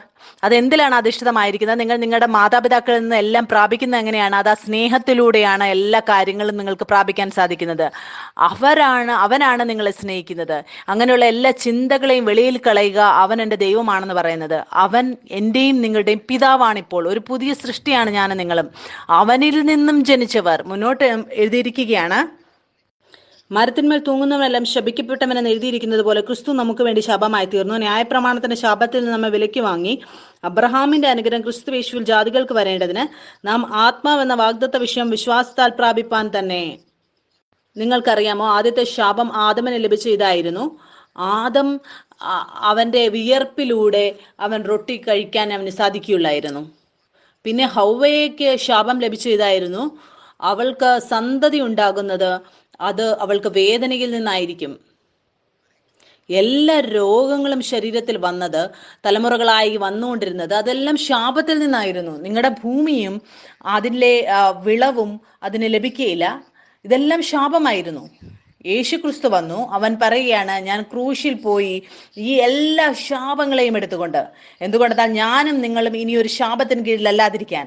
ഇപ്പോൾ നമ്മൾ അവന്റെ നീതിയിൽ ആ എല്ലാ അനുഗ്രഹങ്ങളെയും നമ്മൾ പ്രാപിക്കുകയാണ്. നമ്മൾ ചെയ്യുന്ന കൃഷി നിങ്ങൾക്കറിയാമോ, അത് ഫലം നൽകും. മറ്റുള്ള നമ്മൾ കരിമ്പിന്റെ കൃഷി ചെയ്യുമ്പോൾ നമ്മുടെ കൃഷിയിടത്തുള്ള കരിമ്പിന് ഏറ്റവും അധികം ഷുഗർ കണ്ടന്റ് ഉണ്ടാവും. നിങ്ങളുടെ കുടുംബത്തിൽ നിങ്ങളുടെ പിതാക്കന്മാർക്ക് എന്തെങ്കിലും രോഗമുണ്ടായിരുന്നിരിക്കാം. നിങ്ങളുടെ ചിന്തയിലേക്ക് അത് വരും, ഈ രോഗം എനിക്കും വരുമെന്ന്. പക്ഷെ നിങ്ങൾ ആ സമയത്ത് നിലനിന്നുകൊണ്ട് പറയണം, ഇല്ല, ഈ ശാപത്തിന് എൻ്റെ മുകളിൽ ഒരു അധികാരവുമില്ല. എൻ്റെ ഉള്ളിലുള്ള രക്തം അത് മാറിയിരിക്കുകയാണ്. അത് ആദമിൽ നിന്നുള്ളതല്ല, ഇപ്പോൾ അതെൻ്റെ സ്വർഗീയ പിതാവിൽ നിന്നുള്ളതാണ്. അതുകൊണ്ട് ഞാനും നിങ്ങളും ഇനി ഒരു ശാപത്തിന് കീഴിലുമല്ല. എല്ലാം എനിക്കും നിങ്ങൾക്കും വേണ്ടിയുള്ളത് പുതിയതായിരിക്കുകയാണ്. മുന്നോട്ട് നമുക്ക് വായിക്കാം. വചനത്തിൽ എഴുതിയിരിക്കുകയാണ്, സഹോദരന്മാരെ, ഞാൻ മനുഷ്യരുടെ ഇടയിൽ നടപ്പുള്ള ഒരു ദൃഷ്ടാന്തം പറയാം. ഒരു മനുഷ്യന്റെ നിയമമായാലും അതിന് ഉറപ്പ് വന്ന ശേഷം ആരും ദുർബലമാക്കുകയോ അതിനോട് വല്ലതും കൂട്ടിക്കൽപ്പിക്കുകയോ ചെയ്യുന്നില്ല. എന്നാൽ അബ്രഹാമിനും അവന്റെ സന്തതിക്കും വാഗ്ദത്തങ്ങൾ ലഭിച്ചു. സന്തതികൾക്കും എന്ന് അനേകരെ കുറിച്ചല്ല, നിന്റെ സന്തതിക്കും എന്ന് ഏകനെ കുറിച്ചത്രേ പറയുന്നത്. അത് ക്രിസ്തു തന്നെ. ഞാൻ പറയുന്നതിന്റെ താല്പര്യമോ, 430 ആണ്ട് കഴിഞ്ഞിട്ട് ഉണ്ടായ ന്യായപ്രമാണം വാഗ്ദത്തത്തെ നീക്കുവാൻ തക്കവണ്ണം അത് ദൈവം മുമ്പ് ഉറപ്പാക്കിയ നിയമത്തെ ദുർബലമാക്കുന്നില്ല. അവകാശം ന്യായപ്രമാണത്താലെങ്കിൽ വാഗ്ദത്തത്താലല്ല വന്നിരുന്നത്. അബ്രഹാമിനോ ദൈവം അതിനെ വാഗ്ദത്തം മൂലം നൽകി. എന്നാൽ ന്യായപ്രമാണം എന്തിന്? വാഗ്ദത്തം ലഭിച്ച സന്തതി വരുവോളം അത് ലംഘനങ്ങൾ നിമിത്തം കൂട്ടിച്ചേർത്തതും ദൂതന്മാർ മുഖാന്തരമായി മധ്യസ്ഥന്റെ കയ്യിൽ ഏൽപ്പിച്ചതുമത്രേ. ന്യായപ്രമാണം എന്തിനാണ് കൊടുത്തത്? ആ വിത്ത് അവരവരെ എത്തിയത് ആ വാഗ്ദത്തം ചെയ്തവരുടെ അടുത്തേക്ക് എത്തുകയാണ്. പരിശുദ്ധാത്മാവിലൂടെ മറിയം ഗർഭിണിയാകുകയാണ്. യേശുക്രിസ്തു അവരുടെ ഗർഭത്തിൽ വരികയാണ്. ന്യായപ്രമാണം കൊടുത്തത് ആ വഴിയിലേക്ക് എത്താൻ വേണ്ടിയാണ്. പഴയ നിയമത്തിൽ അതെല്ലാം പ്രാപിച്ചു കൊണ്ടിരുന്നത് രക്തത്തിലൂടെയായിരുന്നു. നിങ്ങൾ ഈ വചനം കേട്ടുകൊണ്ടേയിരിക്കുക. നിങ്ങൾക്കിത് മനസ്സിലാകുന്നില്ല എങ്കിൽ ഒരു ദിവസം നിങ്ങൾക്കിത് മനസ്സിലാകും. ഈ വചനം നിങ്ങളുടെ ഉള്ളിൽ കിളിർക്കുവാൻ തുടങ്ങും. മുന്നോട്ട് എഴുതിയിരിക്കുകയാണ്, ഒരുത്തൻ മാത്രം മധ്യസ്ഥൻ വേണ്ടി വരികയില്ല, ദൈവമോ ഒരുത്തൻ മാത്രം. എന്നാൽ ന്യായപ്രമാണം ദൈവ വാഗ്ദത്തങ്ങൾക്ക് വിരോധമോ ഒരു നാളുമല്ല. ജീവിപ്പാൻ കഴിയുന്ന ഒരു ന്യായപ്രമാണം നൽകിയിരുന്നുവെങ്കിൽ ന്യായപ്രമാണം വാസ്തവമായ നീതിക്ക് ആധാരമാകുമായിരുന്നു. എങ്കിലും വിശ്വസിക്കുന്നവർക്ക് വാഗ്ദത്തം യേശുക്രിസ്തുവിലെ വിശ്വാസത്താൽ ലഭിക്കേണ്ടതിന് തിരുവഴുത്ത് എല്ലാവற்றைയും പാപത്തിന് കീഴ് അടച്ചു കളഞ്ഞു. ബൈബിളിൽ എഴുതിയിരിക്കുന്നവരെല്ലാം പാപത്തിലാണ് ജനിച്ചത്. ന്യായപ്രമാണം എന്തിനാണ് കൊടുത്തത്? അവൾ അറിയണം അവർ പാപികളാണ് എന്ന്. അതുകൊണ്ട് ആളുകൾക്ക് മനസ്സിലാക്കണം അവർക്കൊരു രക്ഷകന്റെ ആവശ്യമുണ്ട് എന്ന്. എന്തുകൊണ്ടെന്നാൽ ദൈവം അറിഞ്ഞിരുന്നു ന്യായപ്രമാണത്തിലൂടെ നീതി പ്രാപിക്കാൻ സാധിക്കയില്ല എന്ന്. എന്തുകൊണ്ടെന്നാൽ എല്ലാ പ്രവൃത്തിയും ന്യായപ്രമാണത്തിൽ എഴുതിയിരുന്നത് ആ പ്രവൃത്തികളുടെ വിരോധമായി ശരീരം പോയിക്കൊണ്ടിരുന്നു. ഇന്ന് ഞാനും നിങ്ങളും ആയിരിക്കുന്നത് കൃപയിലാണ്. ന്യായപ്രമാണം കാണിക്കുകയാണ് നീതിയുടെ തല എന്താണ് എന്നും ആർക്കും ആ തലയോളം എത്താൻ സാധിക്കില്ലായിരുന്നു. യേശുക്രിസ്തു വന്നു, അവൻ എനിക്കും നിങ്ങൾക്കും വേണ്ടി ആ ന്യായപ്രമാണം പൂർത്തീകരിച്ചു. എത്രയധികം നമ്മൾ ആ നീതിയിൽ ഉണരുന്നുവോ ഇതെല്ലാം നമ്മളുടെ അധീനതയിലേക്ക് വരുവാനിടയാകും. മുന്നോട്ട് നമുക്ക് വചനത്തിൽ നിന്ന് വായിക്കാം. 22 എഴുതിയിരിക്കുകയാണ്, എങ്കിലും വിശ്വസിക്കുന്നവർക്ക് വാഗ്ദത്തം യേശുക്രിസ്തുവിലെ വിശ്വാസത്താൽ ലഭിക്കേണ്ടതിന് തിരുവഴുത്ത് എല്ലാവற்றைയും പാപത്തിന് കീഴടച്ചു കളഞ്ഞു. വിശ്വാസം വരും മുമ്പേ നമ്മിൽ വെളിപ്പെടുവാനിരുന്ന വിശ്വാസത്തിനായിക്കൊണ്ട് ന്യായപ്രമാണത്തിന് കീഴിൽ അടച്ചു സൂക്ഷിച്ചിരുന്നു. അങ്ങനെ നാം വിശ്വാസത്താൽ നീതീകരിക്കപ്പെടേണ്ടതിന് ന്യായപ്രമാണം ക്രിസ്തുവിന്റെ അടുക്കിലേക്ക് നടത്തുവാൻ നമുക്ക് ശിശുപാലകനായി ഭവിച്ചു. വിശ്വാസം വന്ന ശേഷമോ നാം ഇനി ശിശുപാലകന്റെ കീഴിലല്ല, ക്രിസ്തുവേശുവിലെ വിശ്വാസത്താൽ നിങ്ങളെല്ലാവരും ദൈവത്തിന്റെ മക്കളാകുന്നു. ബൈബിൾ നമ്മളെ എന്താണ് വിളിക്കുന്നത്? ദൈവത്തിന്റെ മക്കൾ. ആ വിശ്വാസത്തിലൂടെ, യേശുക്രിസ്തുവിലുള്ള വിശ്വാസത്തിലൂടെ. മുന്നോട്ട് എഴുതിയിരിക്കുകയാണ്, ക്രിസ്തുവിനോട് ചേരുവാൻ സ്നാനം ഏറ്റിരിക്കുന്ന നിങ്ങൾ എല്ലാവരും ക്രിസ്തുവിനെ ധരിച്ചിരിക്കുന്നു. അതിൽ യഹൂദനും യവനനും എന്നില്ല, ദാസനും സ്വതന്ത്രനും എന്നില്ല, ആണും പെണ്ണും എന്നുമില്ല. നിങ്ങളെല്ലാവരും ക്രിസ്തുവേശുവിൽ ഒന്നത്രേ. ക്രിസ്തുവിനുള്ളവരെങ്കിലോ നിങ്ങൾ അബ്രഹാമിന്റെ സന്തതിയും വാഗ്ദത്ത പ്രകാരം അവകാശികളുമാകുന്നു.